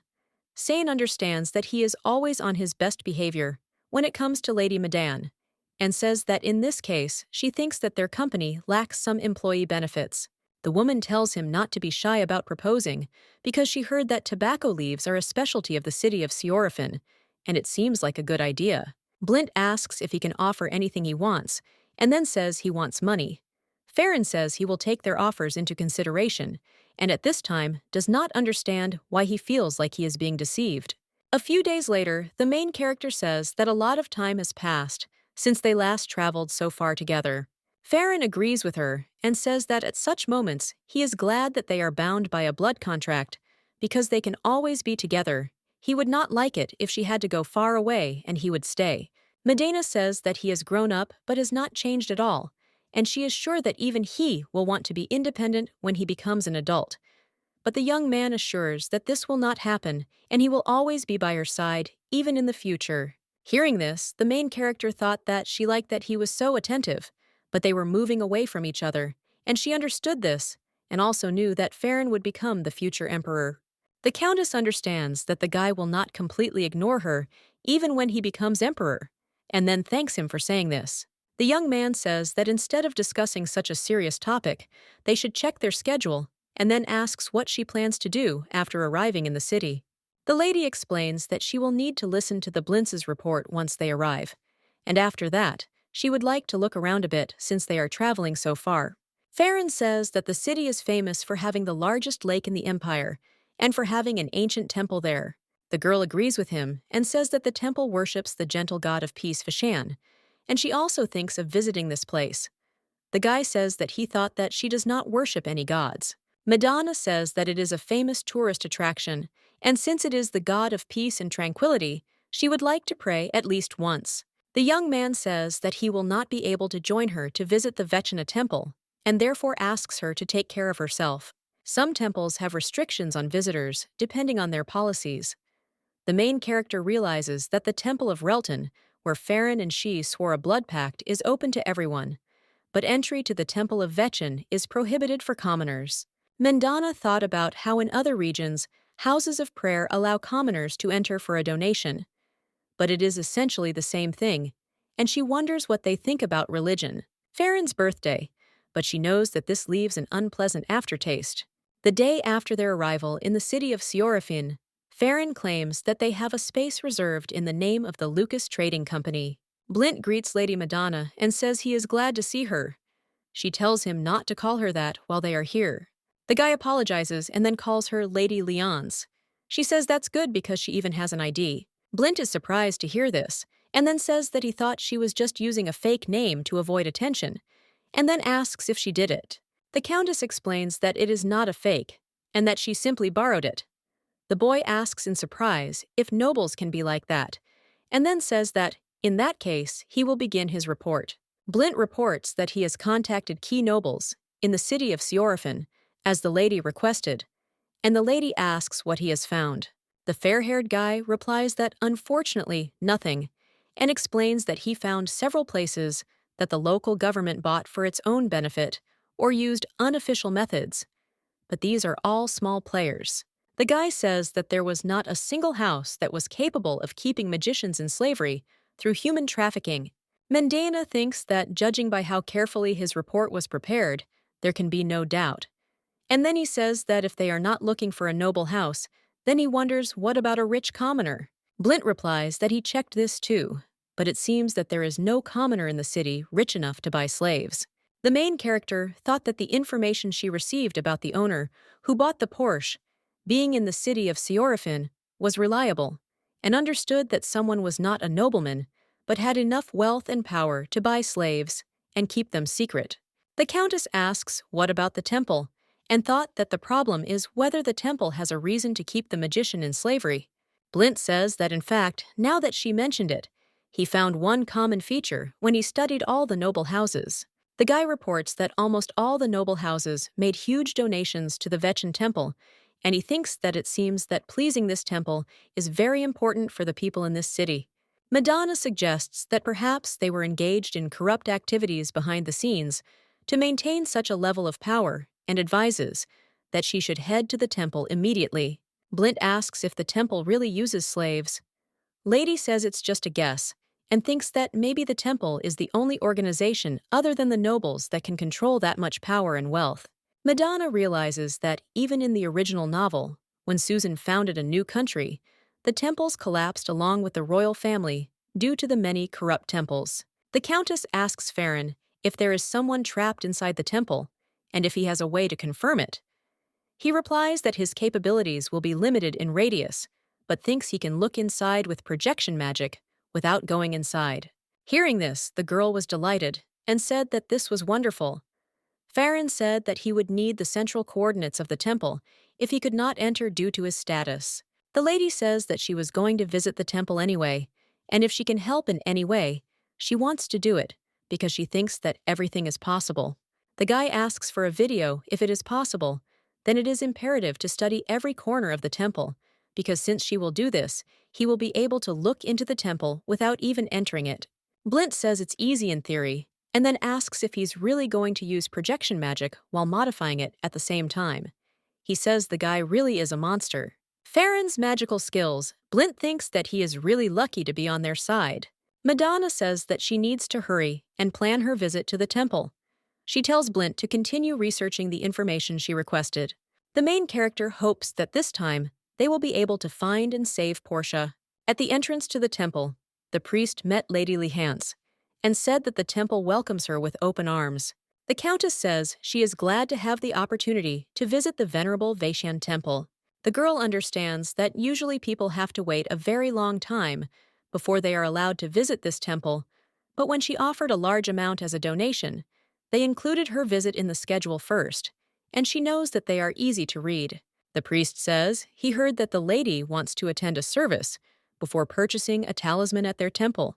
The lady explains that she wanted to see the temple because such an opportunity does not come along often, and then asks if this is too impudent.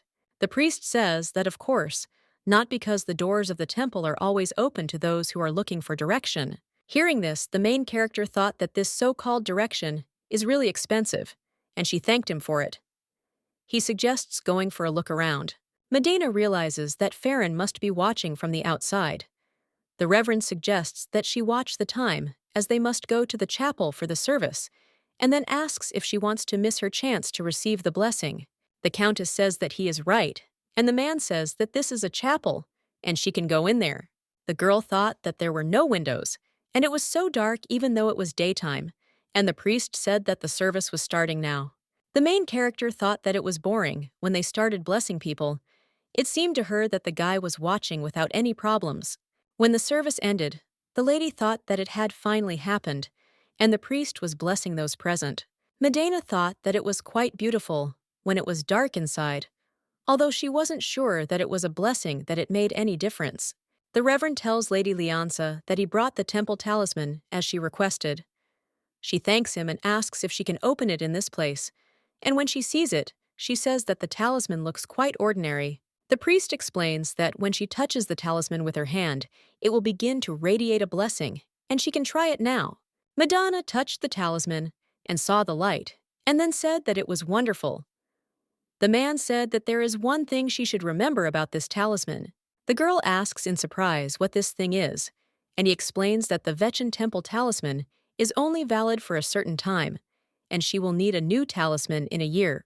The Countess says that she understands, and at that moment thought that it was obviously a scam thought up by someone hungry for money, and says that she will remember this. The main character wants to expose their dirty secrets. Farron greets the lady who has returned. She asks if he has found her. The guy reports that he found and saw a woman who is apparently imprisoned under the temple. The lady says that she is very glad that he found the video, and at that time thought that it was a relief that they found her, but cannot believe that her suspicion was correct. The girl realizes that the temple claims to be holy, but inside there is complete decay, and then says that they must save her as soon as possible, and asks if he thinks he can get into the temple tonight and save Porsche, just like he got into her debut party. Farron says he should be able to do it. The Countess says she knows it's nothing new, but she's sorry she's making him do things like that. The guy tells her not to worry, because he will do whatever she asks. The main character understands that even if they save Porsche, the temple will not be able to take any measures in revenge, because it would mean that they would admit that they kept a slave in prison. Madonna hopes that everything will end smoothly, and she thinks that now that she knows the truth about the temple, she can't give it to Farron for his birthday, and she doesn't know what to do with his birthday gift. The Countess asks the guy if he came back so quickly, and also wonders what happened to the Porsche.